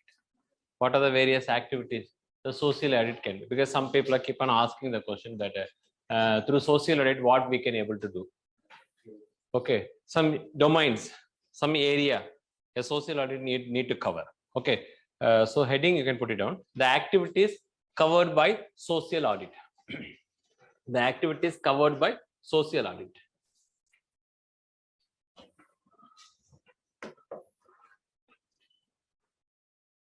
Ecology and environmental quality. First area, ecology and environmental quality. Ecology and environmental quality. I think in the 21st century, around 2009 and 10, Mr. Obama, the president of then USA, who came to India as the chief guest of our Republic Day celebration in 2009-10. And that time, Indian government really spent more money to safeguard Mr. Obama. Apart from that, American government also spent a lot of money, especially approximately 20,000 aerogel packets. They spread it everywhere where Mr. Obama went in order to clean his environment. And after that, when he safeguarded him and he handed over to Obama to USA and he returned back safely. And after he reached there, American magazines started raising that his president, their excellency, lost 8 minutes of his life expectancy. After 3 days, he stayed in New Delhi because of the air pollution. They started writing like this. They don't want to encourage India. They don't want to thank India. But simply they told he stayed in Delhi, even though the 20,000 aerogel packet used around them to clean his air, but still President lost 8 minutes of his precious life because of he stayed in Delhi. Then New Indian Express started writing that why not Indian? What about Indians? The Prime Minister is also here. Everyone is here. At least their atmospheres are totally different. Green atmosphere. So they won't have much air quality issues. But we people are living here and there. So we may have a problem. They started writing article related to this. Finally, with a social consciousness, a social responsibility, a social auditing done by New Indian Express, on the basis of that, at last, Indian government announced for the air quality index inside our country. It is the duty of the government to check air quality, and they will announce, notify. It is too dangerous. In winter time, they usually say, Delhi, you can Google it. You can Android. I think you people are having Android or iPhone. There is a software like the weather report. You check it today. You just check it. I don't know about the air quality in Delhi. It will come always in red color. Dangerous. But if I'm going very near to Delhi, Chandigarh, there the air qualities are around 70, 80. Very good. Even our places, excellent. It will be around 0 to 30, 40 only. Some examples. Air quality index came into existence after this kind of social auditing done by a newspaper like New Indian Express. Now, everywhere in every city, it is a duty of the government to provide those quality index that is too dangerous. It is better if you have money, go and stay during Diwali time. That Delhi is not a place in terms of pollution and crackers. So, Mussoorie is the best place. People will take their car and go to Mussoorie for the next 2-3 days. And after everything settled down, they will come back to Delhi. Money, life expectancy, interconnected. Poverty and hunger, different. Good. Second one, consumerism. We all are consumer. We are consuming something. Okay. So this is another most important thing. When I'm discussing about the consumerism, main problem inside advertisement. Okay, tomorrow he is going to be a topper. His name, already I told you, his name will be there everywhere, throughout India. How one person can able to study this means a false advertisement. There is a separate body like Advertisement Council India Limited. And now after 2015, around the time only, the quality related council also created, Quality Council of India, QCI. All those things came into.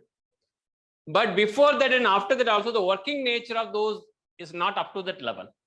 So through social auditing only, we people can able to save ourselves.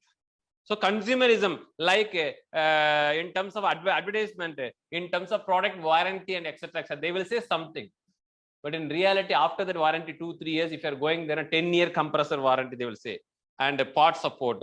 And they will say, part is something different. We will get it from Mars and Jupiter. So these things won't applicable on Earth. So you have to pay 10,000, 5,000 per product.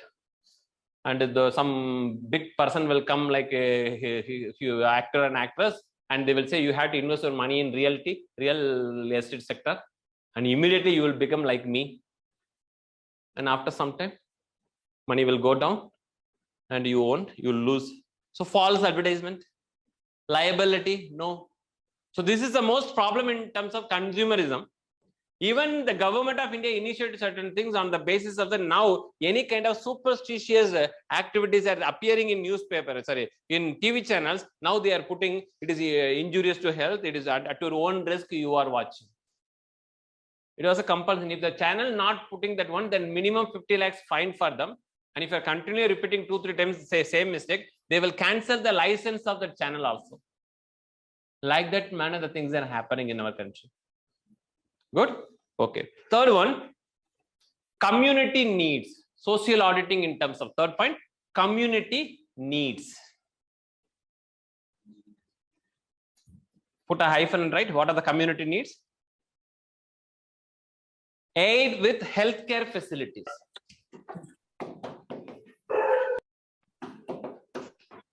Aid with health care facility.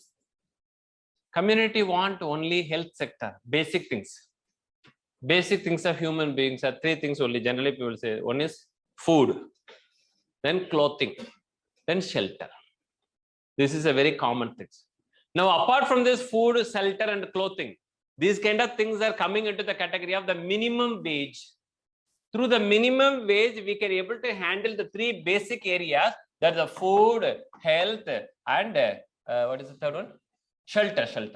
Khana, kapda, makan. 3 important things. Okay. But in the modern world, the things are going in different direction. From the time of 1947 and 48, the Minimum Wage Act came into existence. On the basis of the minimum wage in 1948, we are only taking care of food, health, shelter, such a long time. But in the modern time, 21st century is demanding something more. We want to take care of the health of the people. 2018, Ayushman Bharat scheme introduced by the government of India. Air quality index. They are checking about the quality. Right to privacy. Okay, well and good. A right to have a clean environment is also nowadays a fundamental right. Like that manner, the things are going beyond that one. So from the concept of the minimum wage, now we are moving into the category of a living wage. But if you are seeing the directive principles of the state policy to provide good governance, DPSP only talking about living wage to people, but the government of India after 47 gave only minimum wage, even till in the recent past. Now only we are moving towards from the category of minimum wage into the category of living wage is an idea right now is going on. Living wage we need. Minimum wage means only three things you can able to. What is the three things? Health, food, health, these things. And what is the amount? 18 rupees and 12 rupees. If you can have in urban area and rural area, you are above poverty line. There is the only government to decide the living wage. Yes, based on the three basic things. One family, 18 rupees. And at present, after 2013, and 35 rupees and 32 rupees. Urban area and rural area. If you're having 35 rupees in your pocket, you are above poverty line. And 31.50 means you are below poverty line. All the schemes and programs will be applicable to you. Poverty line is the concept came into existence in 1961 on the basis of 1951 census, on the basis of the Dandewala Rath Committee. It was the first one inside our country who discussed about the idea of poverty line. And in 2013, around that time, the Suresh Tendulkar Committee gave the new ideology of 35 to 32. But even southern part of India, if you can able to see the Sun Network, they are having almost 435 channels. The husband and wife both earning monthly 35 crore as a monthly salary. Husband 35 crore, my wife 35 crore. This is the way the legal document of the Sun Network is saying. Example, I'm saying that. But the government is saying that 35 rupees, if you are having, you are rich, above poverty line. No schemes and programs. Less than 35, below poverty line. Poverty line is totally different idea. Okay, anyhow, from living wage, a good idea. Not only food, health sector. Now we are talking care of health sector. So insurance schemes will become under Ayushman Bharat, primary health coverage, then universal health coverage, future. Right now, we are not that much of capable at 48. So we supported minimum. Now in 2022, we are capable. So we are going for living wage, but not completely. We are trying to go. At least we are thinking now. We will support your other sector also, health sector, some more things. It will take some time. Okay. Fourth area. Sir, can you repeat third point? Third point, community needs, put a hyphen and write first one, aid with AID, aid with healthcare facilities and aid with healthcare facility and aid with urban renewal, urban renewal, URBANRENEWAL, urban renewal. So for this idea, renewal, urban renewal schemes, it was around Manmohan Singh period.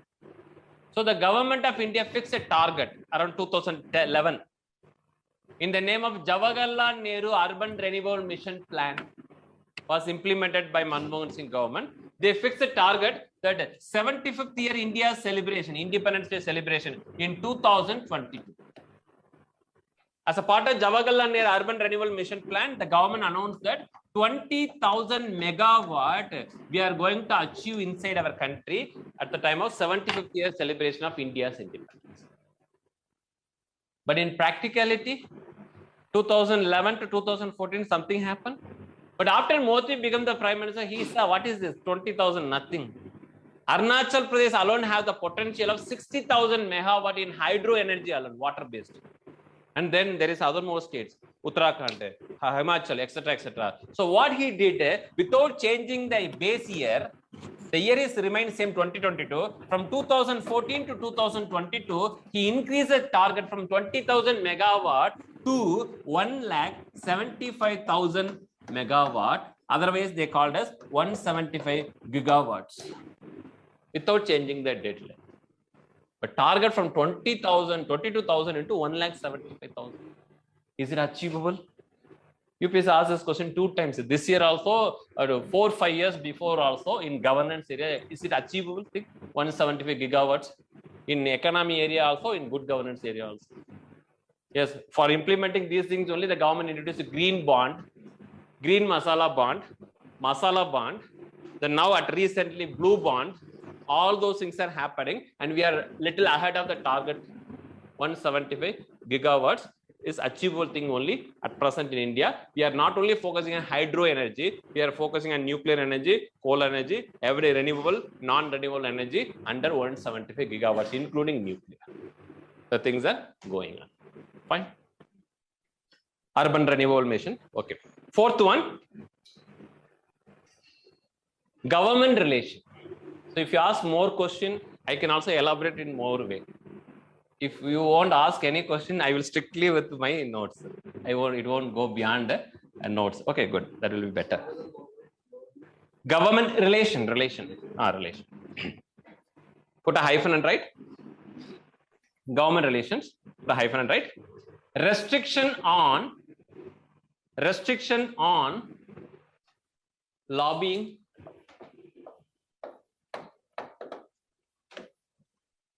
LOBBYING. Lobbying, you know, it is in America, it is illegal, but in India, it's not recognized. Lobbying means in India, they will say he is a middleman, broker, political broker. Okay, political middleman can able to do. Companies can go and approach him. He will do something with the government, and based on the GST for some sector will be reduced. GST for other sector will be increased. Like that manner, na? Lobbying things. Okay, good. A restriction on lobbying, comma, government relation. Control of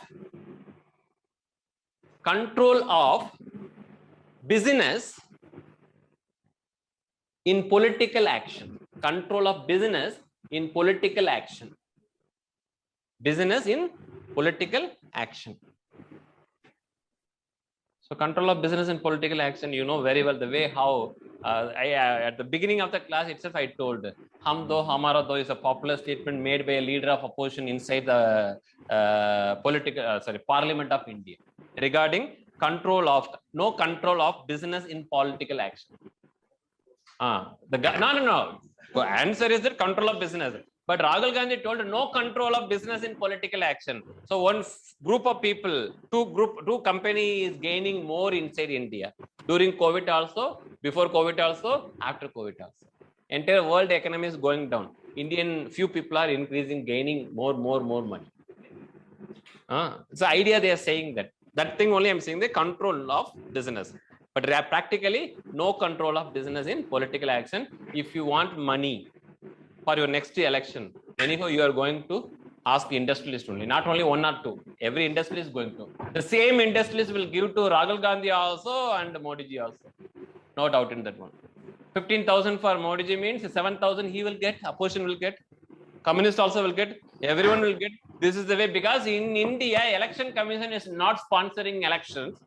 Partial election also not happening. Completely the political party and candidate need to spend more. So definitely some kind of connection between industrial houses and the political party. That is the purpose Modi ji brought elephant bond, electoral bond. An electoral bond from SBI. And that bond will be completely exempted from Right to Information Act. Fine, good. Next one. Minorities and disadvantaged person. Next area, social act added. Minorities and disadvantaged people. Normally we are having in the name of a backward community inside our country. Minority rights inside our country. So minority commission will take care of minority rights, and backward commission will take care of backward commission rights, and women and scheduled caste and scheduled tribe and person with the disabilities and the elderly citizen all are come into the category of weaker section of the society as per the definition of Government of India. Scheduled caste, scheduled tribe, and weaker section in terms of women and physically challenged people and senior citizens. These all people defined by the Government of India as a weaker section of the society. So these all people need to get some kind of consideration from the government. But if they won't, if they are not getting, then it is a duty of the social audit. Social audit will check whether the senior citizens are properly taken care or not.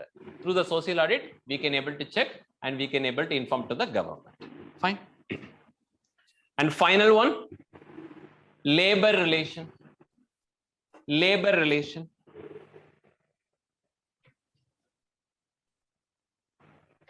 Put a hyphen and write.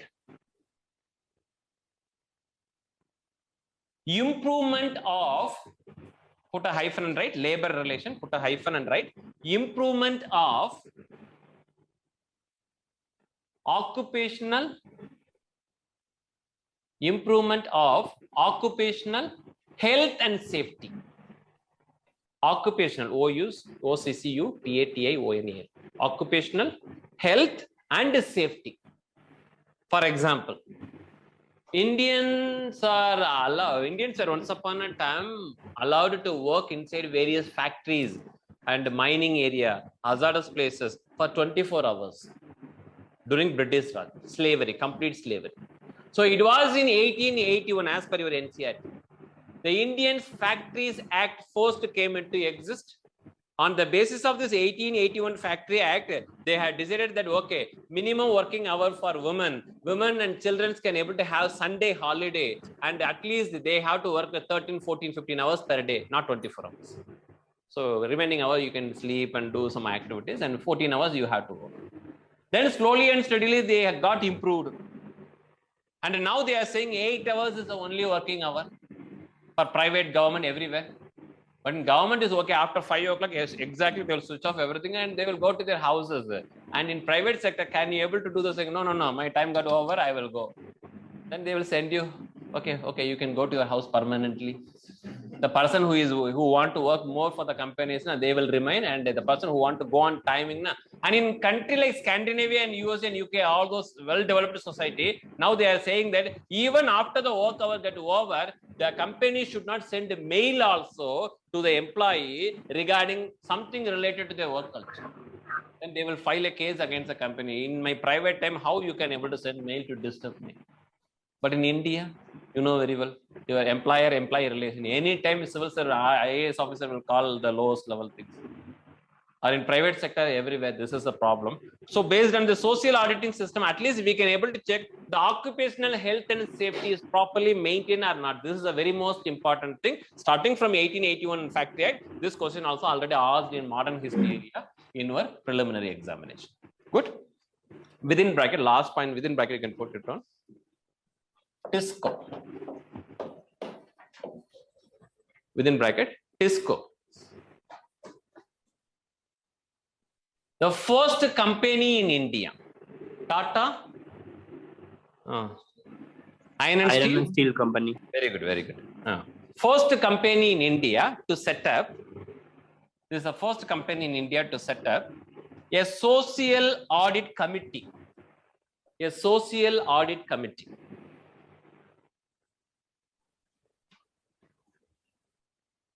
Social auditing committee for conducting social audit. Social auditing committee for conducting social audit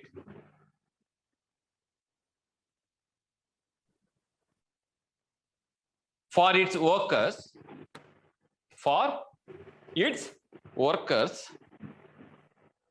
under Justice SP Kotwal. He was the first social audit person. He itself appointed a judge to act like a social auditing personality inside TISCO. That was the first one. Based on that only, slowly and steadily, various other things also came into existence. under justice, Honorable Lord Justice S.P. Kotwal. His name is S.P. You should not call him Mr. or something like that. They will get angry. Contempt of court. Now they are permitting sir. But if a civil servant is saying sir, then you know how the way in online mode, the court from Patna and Madhya Pradesh are keep on scolding civil servant. They are once upon a time prepared for UPSC. I know these gentlemen. They failed in their UPSC, later become, they wrote civil examination, judges examination, they become judges, political connection, they will go to Supreme Court, High Court. And whenever they are seeing civil servant, they will become very angry and jealous. No doubt in that one. They started, okay, this is my time, I want to take revenge, something like that, these people. Normally. Social auditing, simple term. Auditing is the idea. Generally, who will do? A specialized personality in the name of auditor will go and check whether the companies is properly maintaining their balance sheet, input, output, properly maintaining. This is a normal thing. But when I'm talking about social auditing, the company is not only maintaining balance sheet after 1990s, the company need to spend some money for the development of the local area where they are having base. Cisco is having base around Jamshedpur, for example. It was once upon a remotest area. But the way how Tatas put their money for the development of those local area, and now this Cisco become a proper township. Like this manner in Chhattisgarh and Jharkhand and other various places, people are doing well. On the basis of that, people can able to get things done. Company need to take care of local people. Not always. This spending is not voluntary, it is compulsory. Compulsory through corporate social responsibility, CSR. After 2013, it became compulsory. Minimum 4% they have to spend it for the local area people. Sponsored by the government or some Government. But there is a nexus. I know very well how the way the companies will do. They will create their own NGO and foundation. And they will park the money here. And in auditing, they will say that we had done the social responsibility. That money, then in the name of, it will otherwise called as a round tripping or some other way, it will become a money and come as a black money, go as a black money, come to India again as a white money from Mauritius, from St. Kitts Island or some other, a lot of things are there. Because Mauritius doesn't have double tax avoidance agreement or capital gain tax. But such a long time, the companies are saying, even Reliance is the best example, they are having sisterly concern there in Mauritius, and money will go from India to there, and from there it will come. When government asks where you paid taxes, we paid capital gain tax in Mauritius, so no need to pay again in India. Double tax avoidance agreement, we don't have with Mauritius before. So they will say, we pay the money, taxes, capital gain, what we got through the company. And after the government inquired Mauritius whether they paid or not, Mauritius doesn't have capital gain tax at all. So this is the way the companies started cheating Indian government. Not only these companies, a lot of countries, islands are having these kind of things. Capital gain tax, they won't put. So more people will come and invest their money. While going to their country, they will say, we paid there, something like that. Because of the lack of double tax avoidance agreement, DTAA. Our economic teacher will teach in a better manner than me. Good? Yeah. Now, the next topic, and the most important topic, even a few weeks ago also, this question again came in UPSC exams. Citizen charter.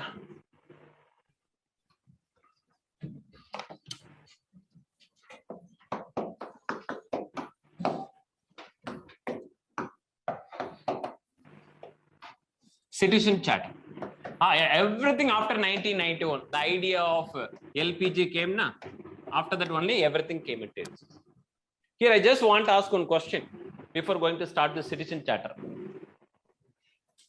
In this planet Earth, one and only person, executive, a government executive, who also got Nobel Prize and also Oscar Prize.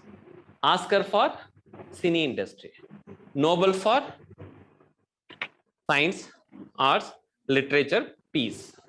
Okay, only one person in the entire planet Earth who got both Oscar as well as Nobel as an executive. He was an executive, like president, vice president, prime minister, like that. These are all called as executives.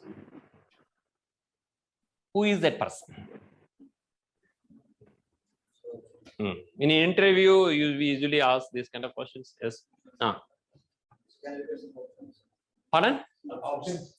Options. Amrita Sen, sir. Yes, please. Amrita Sen, I think. He is not an executive. He is an economist. Executive means he should be a president or vice president or prime minister. Okay. These are all executives. One and only executive, because a lot of people got both. But executive as a highest level officer, a president or prime minister or a vice president, who also got the Nobel Prize and Peace Prize from USA. I'll give a clue. Sir, Obama. Obama never got Oscar. He got Peace Prize for Nobel. The way he waged war against Afghanistan, even before that war, the moment he became president of America, within 1 year they gave a Nobel Prize. It never happened. Even Gandhi was rejected by Nobel Committee approximately 5 times. Before independence 3 times, after independence 2 times. Huh? George Bush, he never got. Please. Abdul Kalam. Abdul Kalam. And he never got a Nobel Prize also, Oscar Prize also. Good, anyhow. There is a person in the name of Al Gore. Al Gore, the Vice President of America during Bill Clinton's around 2000 to 2004, during the time, a Democratic Vice President. Okay. And the way he gave some kind of document, movie, on the basis of a novel, The Inconvenient Truth. That was the first documentary film which talked about the idea of the degradation of climate change and what will happen after 2022 or 2030 or 2040, the way how the depletion of the earth resources are keep on going down. One day the world is going to disappear. World will be remain. People is going to disappear. Wealth is going to disappear. Health is going to disappear. Like this manner, The Inconvenient Truth is a documentary movie released by Mr. Al Gore, the Vice President of America. One side. For this documentary, Oscar only gives cinema, documentary film. This movie, Inconvenient Truth, got a Nobel Oscar Prize. The way he worked for the idea of climate change and global warming, along with the Indian, Mr. Pachauri, IPCC, there is a body, International Panel for Climate Change, something like that. So IPCC, Mr. Pachauri, along with the Al Gore, IPCC and Al Gore, who got Nobel Peace Prize, and Al Gore alone got that movie Inconvenient Truth, a document for that Nobel Oscar also. He was a one and only person in the planet who did. Why I want to say that? The Al Gore also gave some another important idea in the name of reinventing government. A 10-point program introduced by Mr. Al Gore as a Vice President of America, who gave a reinventing government. That reinventing government 10-point got world attention, but as a teacher of political science and public administration, I can easily say that that was an idea stolen from the idea of Arthashastra. Even Arthashastra also told the same kind of things, but Al Gore, a very popular person, Vice President of America, so he got the name and fame. But Arthashastra and Kautilya only within India, so not that much of popularity. But anyhow, that is the most important thing, the reinventing government. 10-point program in order to strengthen the modern government inside 21st century. In this way, even before that, it happened in 2000, one later. It was in 1991. The person name is John Major, a conservative, a Prime Minister of United Kingdom during 1991, who first realized that charter means always from UK. So he first realized that there should be a charter in every government offices. On the basis of that, whenever the citizens are entering into the government offices, they need to be treated like a client, not customer. Or customer, not like a client. So you have to give due respect to the citizens. You know very well how the way the citizens are entering, people are entering into the government offices. Will they give respect to you? Yes, namaskar, like Air India or Air Sakar or something like that. No one will stand before with the folded hands. Nah. Okay, please come inside. What do you want? Have pani, have a rest, switch on the AC. Then in private sector, if you are going to some offices, they will react in a manner. because they want to generate the revenue. But government means ayaram or gayaram or chalte kind of principles. On the basis of that, no one will give respect. And you are uneducated, illiterate, poor person means after seeing your features, they will identify, okay, this person not going to give anything. So come after some time. After some time, this is not good. This income is not. This certificate is forgery. This having some spelling mistake. Your father is not at all your father. Some mistakes are there in your certificate. They will give a new father's name also in government office. Like this manner, the things happen. Method of destroying India, MODA. Okay, those kind of things happen not only during the time of 2014, even at the beginning of India's independence till now. This is the problem the government and governance is having. So in order to overcome these things, in 1990s, privatization becomes the strong. Private people are going to have. So government companies need to compete with the private sector. ONGC now need to fight with the Reliance company. LIC need to fight with various other private sector like Star Health, so and so. So if you are treating like them, then these people will automatically. I never want to gain for BSNL. One the service is very worst. That's a different thing. They are still in 2G, 3G. World is going for 5G. And another most important thing, the way how they will respect the citizens. When you are going to ask something, a telephone or a BSNL SIM card, the way you know very well about the government offices. So no one want to go to BSNL. Reliance means some boy or girl will be there and receptionist will be there. They need money, so they will immediately. They will do adjustment also regarding certificate. Okay, after some time, you send through WhatsApp also, we will accept it. One contact person will be there. You can send every number certificate to them, and they will accept it. But government means you have to properly bring the certificate, this, that, all the things, verification. You have to receive something like that. So this is the problem. So the main purpose is that after 1990s, it is the duty of the government to provide services. So while doing so, you have to treat the citizens with a respectful manner. Because of them only, government is existing. And government servants are there to do service to the people. It is not because of people government are there. It's not because of government people are there. Because of the people and citizens only, government and government servants are functioning. In that manner, you have to give respect. On the basis of that, John Major is a person in 1991 proposed the ideology of citizen charter, that every government officers need to keep the charter. So whenever and whoever want to enter into there, you can easily check, okay, water related issues. This is an officer, his contact number, email ID. For his anti-vigilance, there is another number. If this person is creating some problem, vigilance officer number, chief vigilance officer, I can give a complaint to them. Like this manner, some kind of adjustment will be done inside government to provide information about governance and services a government sector is providing. Then after 1998, the government got changed. John Major went and Tony Blair came to. So he slightly modified the name from the area of citizen charter into service first in 1998 with the same name.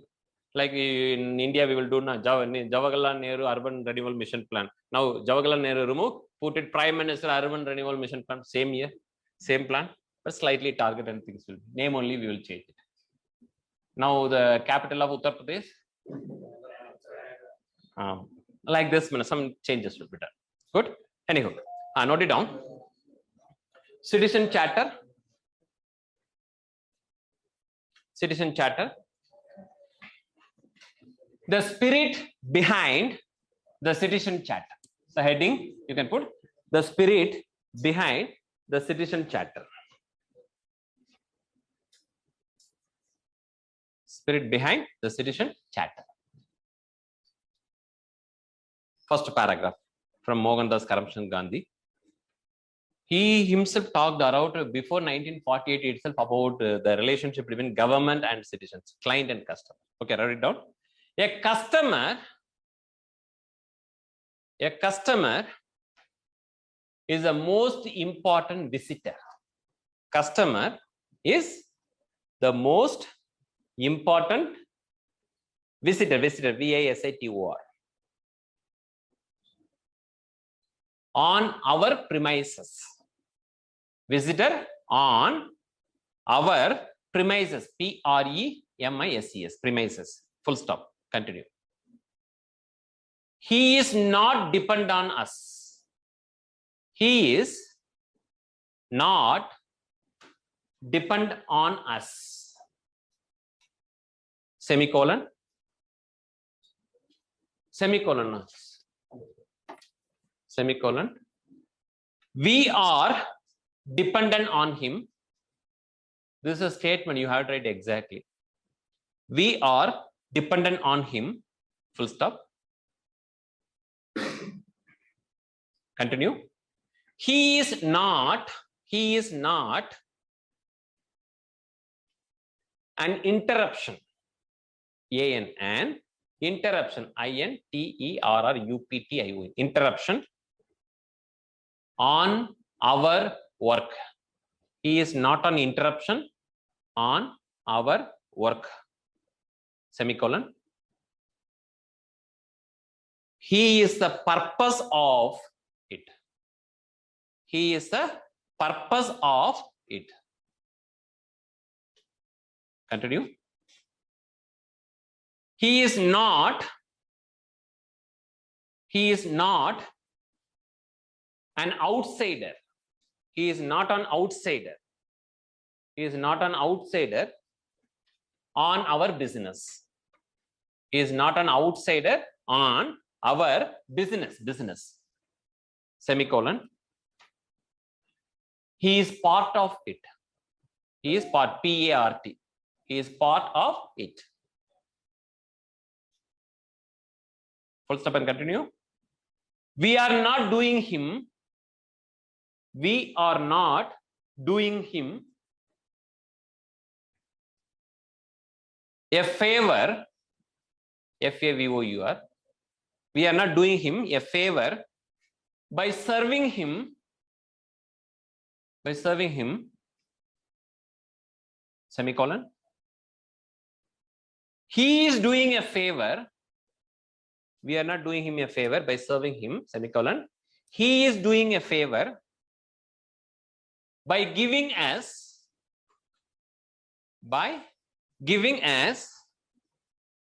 an opportunity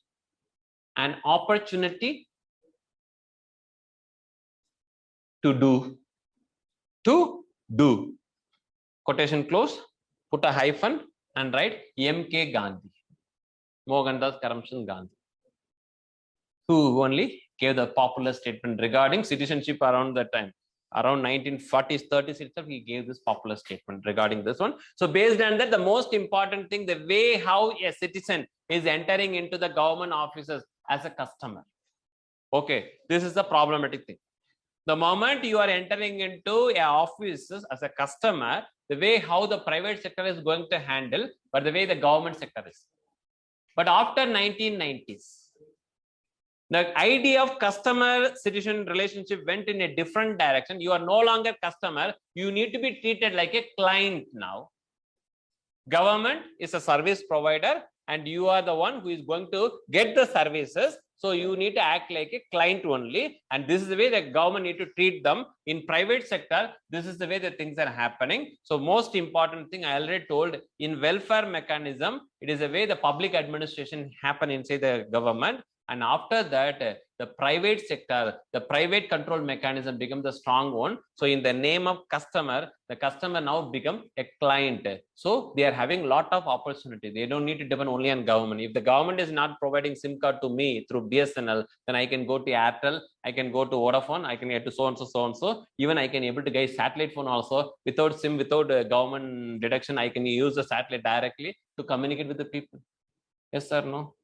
If you have the knowledge and money and other things, you can buy a satellite phone. A lot of political people are having. So no one can able to tap your phone. No Pegasus kind of software can applicable towards this kind of satellite phone. Some examples I'm saying that. Good anyhow. So already we discussed. The citizen charter is the most important thing, the way how it is going to treat the citizens. The way how it is going to give information. Based on that, the government is the one who is going to give services to people. But when we are discussing about the citizen charter, already we gave the formula. The second important thing, the good governance, is completely on the basis of transparency and accountability and social responsibility. So the citizen charter want to enforce this idea only. through the citizen charter, we are going to get the idea of good governance. And citizen charter is the one which is going to maintain something in the name of accountability mechanism from the government to the people, and social responsiveness also, the way how people are going to avail this benefit of citizen charter, and the way how the transparency mechanism it is going to enforce upon the governance inside various government. Okay, good. Write it down. CC, citizen charter short form, I will use it here at work. CC, initiative, citizen charter initiative, is a response to, CC initiative is a response to the quest for solving. The quest for solving. If you are having some quest in a hunger, thirst, yes or no, in order to seek knowledge. If you want to study or if you want to attend, listen the classes, simple way, you won't gain much. Suppose if you are having the quest and thirst regarding seeking knowledge, that will help you to become civil servant in a quickest manner. Rather than, I want to study, it's a boring thing. Who want to study? No one wants to study. If you want to learn, seek knowledges, so automatically that feeling will help you to. The same thing is also coming under the area of citizen charter. Okay, a quest for solving the problems. A quest for solving the problems which a citizen encounter. Problems which a citizen encounters. Encounters day in and day out. Day in and day out.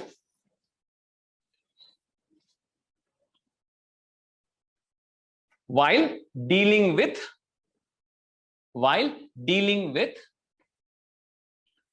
organizations,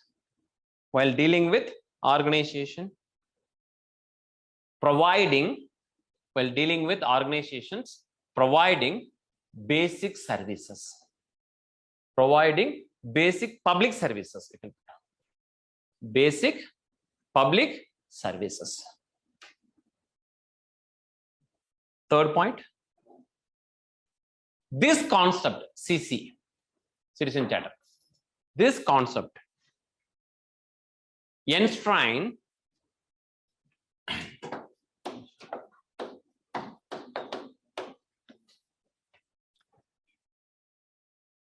the trust between, enshrine the trust between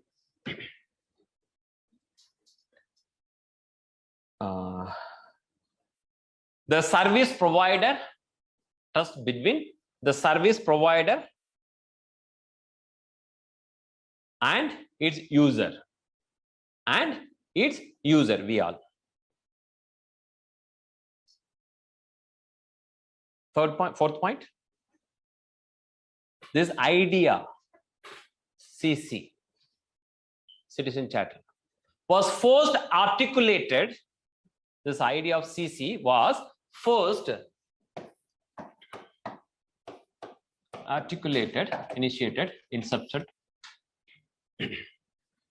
and implemented, articulated and implemented in the United Kingdom by the conservative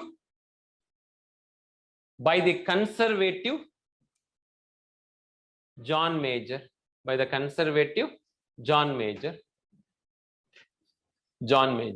Some years ago, UPSC asked some question in preliminary. One side they gave 4 prime ministers, conservative, Labour, parties of United Kingdom. Another side they gave the name John Major and the person who, Tony Blair, Margaret Thatcher, and other person. They asked the UPSC student to match prime minister's name with the political party. After the 25th year celebration of this 1991 initiative, we thought they are going to ask something regarding citizen charter. Instead of that, they gave Conservative Labour Party Prime Minister who implement and re-christian the name of citizenship, and they asked student to match Prime Minister name with his political party. Now and then these kind of questions also appearing randomly. Good, anyhow. John Major in 1991. John Major in 1991.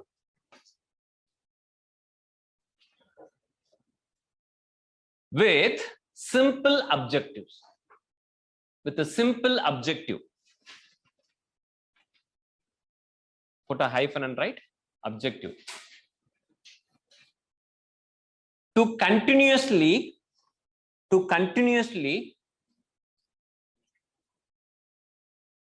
improve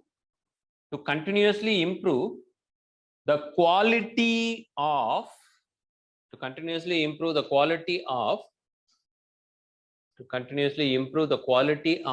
public services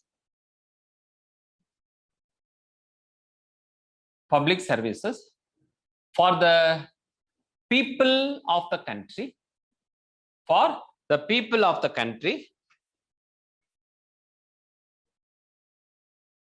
so that these services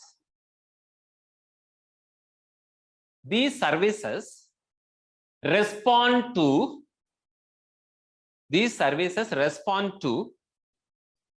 the needs and wishes. Need and wish, WISHES, of the user. Need and wishes of the user. Last point. It was relaunched by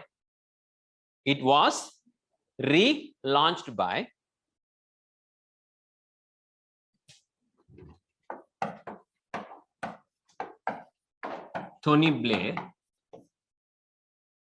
TONY-BLAIR, Tony Blair. Yes. This is a continuation. Tony Blair.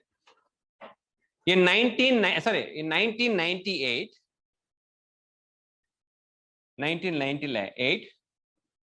by the Labour government, by his Labour government, not Conservative government, Labour government. That is why they renamed it. Okay, if the same party means they will continue the same scheme. If they're renaming, but unfortunately, sometimes very rarely government will do the thing. MGNREGA was initiated by Manmohan Singh, and more money has given to MGNREGA right now under Modi government without changing the name. Rarely it will happen. Generally, they will change the name, old wine in a new bottle. Total sanitation campaign was initiated by Dr. Manmohan Singh before 2014. And after the 2014, the total sanitation campaign TCS become Swachh Bharat Abhiyan. Digital India also initiated by Pranab Mukherjee when he was finance minister. And after 2014, Digital India campaign. Even GST also first time initiated by Mr. Pranab Mukherjee after the recommendation of Vijay Kelkar committee. In 2010, Vijay Kelkar wanted to implement GST inside India because 2010, he became the chairman of Finance Commission. The same year. But BJP opposed it till 2014. But after 2014, BJP wanted to implement GST and Congress opposed it. But finally, it like a money bill, it is an ordinary bill, it entered into parliament and finally passed it. So, that is another bill. GST bill became a constitutional bill only, not like that. Fine, good. Next heading, subheading. Only this topic we will finish it and we'll go. Tomorrow we'll continue. Okay. Basic principle of Citizen Charter. Basic principle of Citizen Charter. What are the basic principles of Citizen Charter? First principle. First point. Quality. Why we want to take care of Citizen Charter? Service should be in a quality manner given to people. First point is quality. Put a hyphen and write. To improve the quality of services, to the people. to improve the quality of services provided to the people or to the people. Once upon a time, long ago, when we tried to use Indian railways, it is a nightmare starting from Tamil Nadu to Kanyakumari. So Kanyakumari to Kashmir. Because the travel is good, always good, but the food, the railway department usually gives to the people a service. And you know very well about the Indian toilets in railways. Even the mug and other things, railway department keep it inside, but someone will enter into the train and they will easily steal. Then later they put chain also and connected with that one. That also got stealed. Now they are going after 2015, the bio toilet. 2015 preliminary question. Bio toilet. The way how the technology with the bacterial and other enzymes, they want to take care of the things. One side, the issue settled. But right now, if I don't know about the other trend, we usually travel through the Rajdhani. Now the improved services in Rajdhani got improved in an extraordinary manner, and also in the first class, the things will be always differ when I'm comparing to other various things. At least at the time of 2000, when I first time came to Delhi for joining my classes, there the services of various train, and right now recently when I moved from there to here in Delhi, the things are totally different. Because now at least they are trying to treat people as a client. They're trying, not completely treating people as a client or customer. At least they are trying their level. Okay, good. Second one. Great. Okay, in rail. Okay. Because here in our things, the way how, I don't know exactly. Generally, from Tamil Nadu to Delhi, no one wanted to travel through train. Okay, due to compulsion of my dogs, I came very recently. But flight is the easiest mode.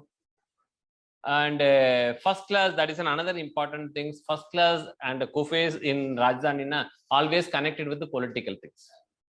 Okay, only politicians, that the personal coupé will be. So always there is a person stand outside your door for your car. So service will be an extraordinary manner. But when I'm moving out of first class, when I'm going to second class or sleeper class, I don't know the real things. But but the things are totally different. They will also get the feedback after the things.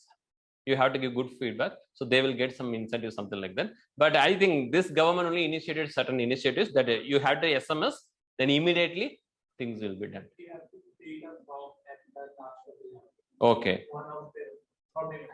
Even the Apollo kind of things are putting some advertisement. When the actors and actresses are sitting there and one person forget about his medicine, then immediately they are messaging before the train starts. The Apollo will deliver the medicine inside your coffee. Like this, man, the advertisements are coming in TV channel. Service delivery from private to anyhow, good. Second point, choice after quality. Second one is you are having multiple choices. Before that, no, one and only Indian Railway, one and only Air India, and very dull Air India, not a bright one. At least after Mr. Vijay Mallya came to India, Indian air service has become very bright. And nowadays the competition has happened between the various services, inland and outland, international broadcast. Everybody came. Even you can have, in my time, choices for me only one and only Doordarshan. Doordarshan, you know very well.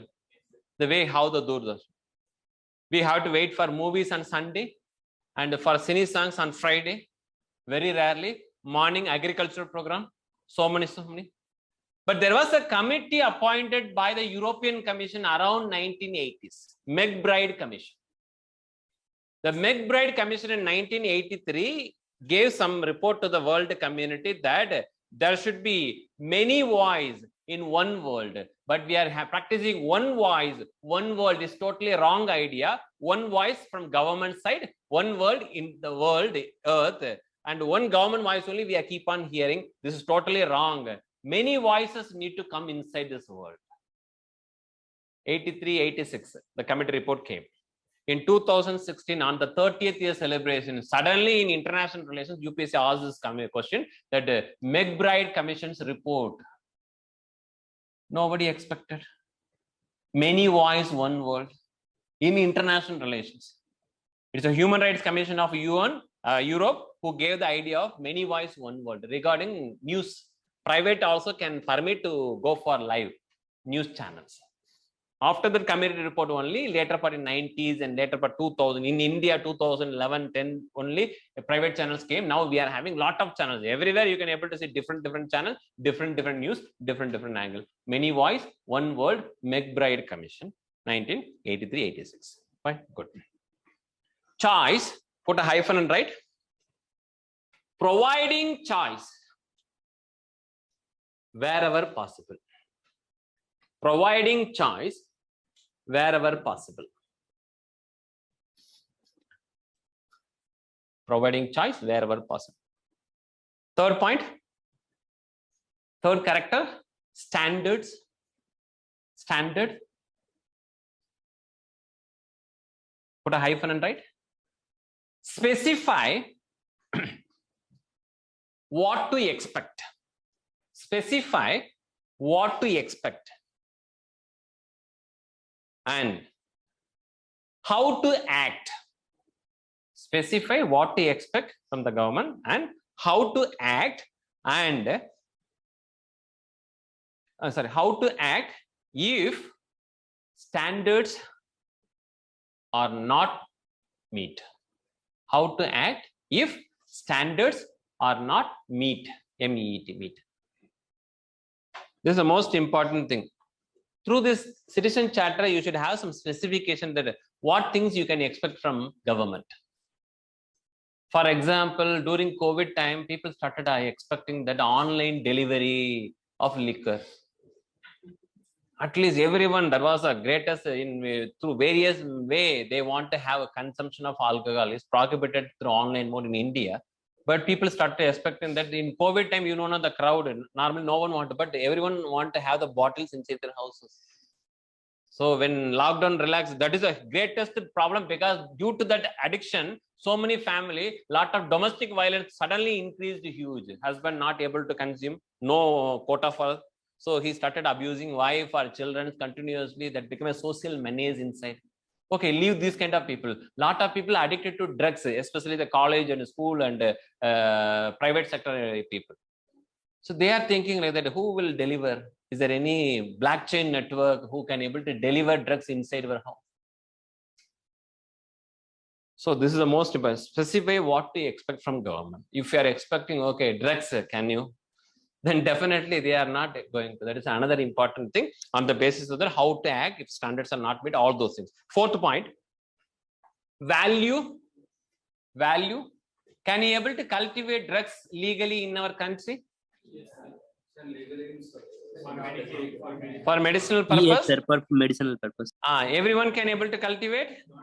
Not everyone. Only the license holders.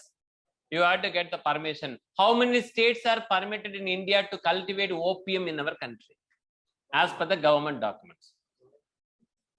5 states are permitted to cultivate. The licensed farmer will cultivate in 5 states, and they have to submit only to the government companies or government agencies in terms of that. That is there. And the most important thing in Gandhi's land, Gujarat, it is strictly prohibited. Yes or no? But online things are permitted. There is a different idea they are having to develop tourism. Okay, fourth one, value. Put a hyphen and write. Add value for ADD. Add value for taxpayers' money. Add value for taxpayers' money. This is the most important thing. The payment you are giving, the standard you will expect. If the payment we are keeping around 5-star category, and the standard we are giving like local street vendors like that, definitely no one will accept. Okay, then fifth point, accountability. Accountability, put a hyphen and write. Accountability. Be accountable to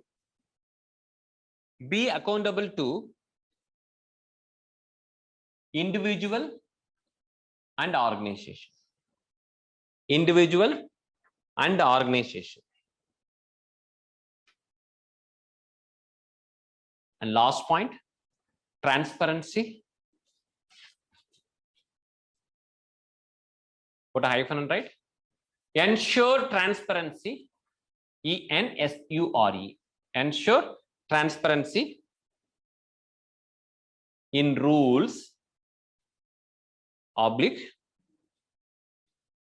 procedure, oblique, rules, oblique, procedure, obliques, schemes, oblique, grievances.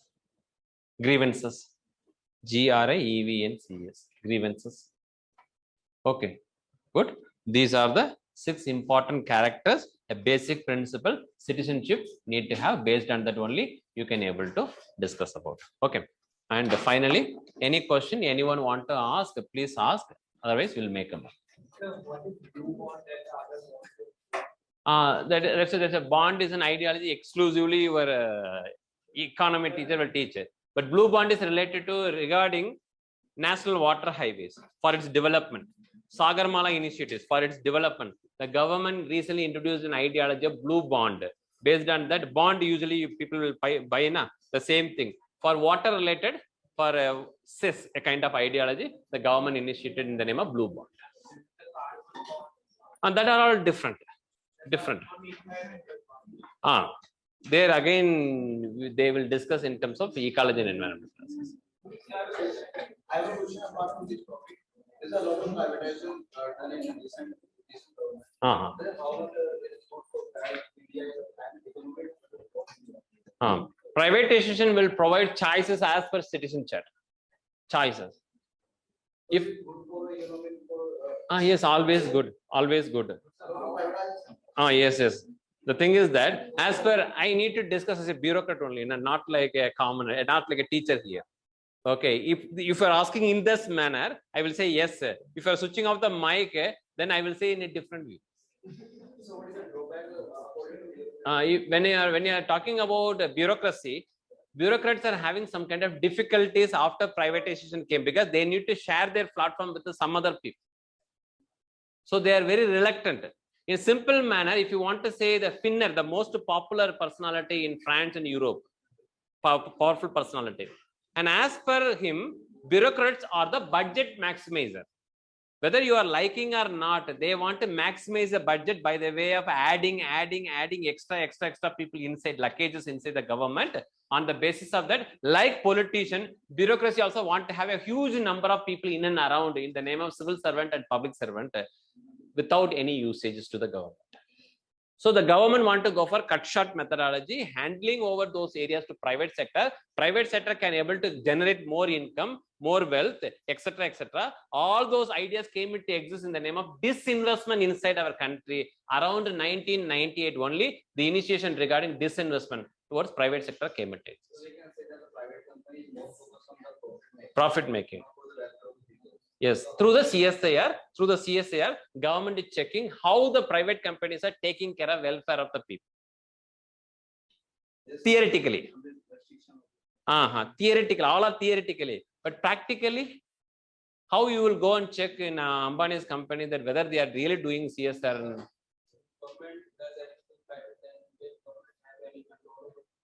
That's what I'm saying. Government is having control with the various acts. They are not simply handing over like United States of America. With the reasonable restrictions only, government is functioning. That's the area is sold to Tata company. Yes. The companies under the Tata. So how can the government getting the Tata Airlines? Regarding welfare, you are asking how like Air India. Okay, when I'm comparing the fare prices of Air India with the Air Deccan or some other places, Air Deccan is cheaper than Air India, even when it was with the government. You think, na? So private companies gave some kind of spaces to the commoner that with the help of Go Air or Easy Air, some other Air, Asia Air, etc., they started giving a cheapest ticket to the commoner. So through that, the commoner can also able to travel. The second class person in Rajdhani Express easily can able to travel in flight, then traveling for 2-3 days from south to north. So it is not Air India who gave cheapest things. It was only Air Deccan and other various private sector only first initiated about it. And BSNL comparing with other various service provider. BSNL never gave schemes and the cheapest offer. And they gave some MB, something like that, and very difficult to handle. But private sector, now they came up to 1 GB speed with a minimum. That thing you can able to check with the help of parliamentary scrutinies. Parliamentary committees are there. In polity, they will discuss various parliamentary committees. Some parliamentary committee through representatives, you can raise the issue. Committee will be formed by the speaker. They will discuss. They will enforce authority towards telecom ministry to force them to keep the things inside. Like that. Some check accountability mechanisms are there. Good. Good. Very good. Okay. We'll meet tomorrow.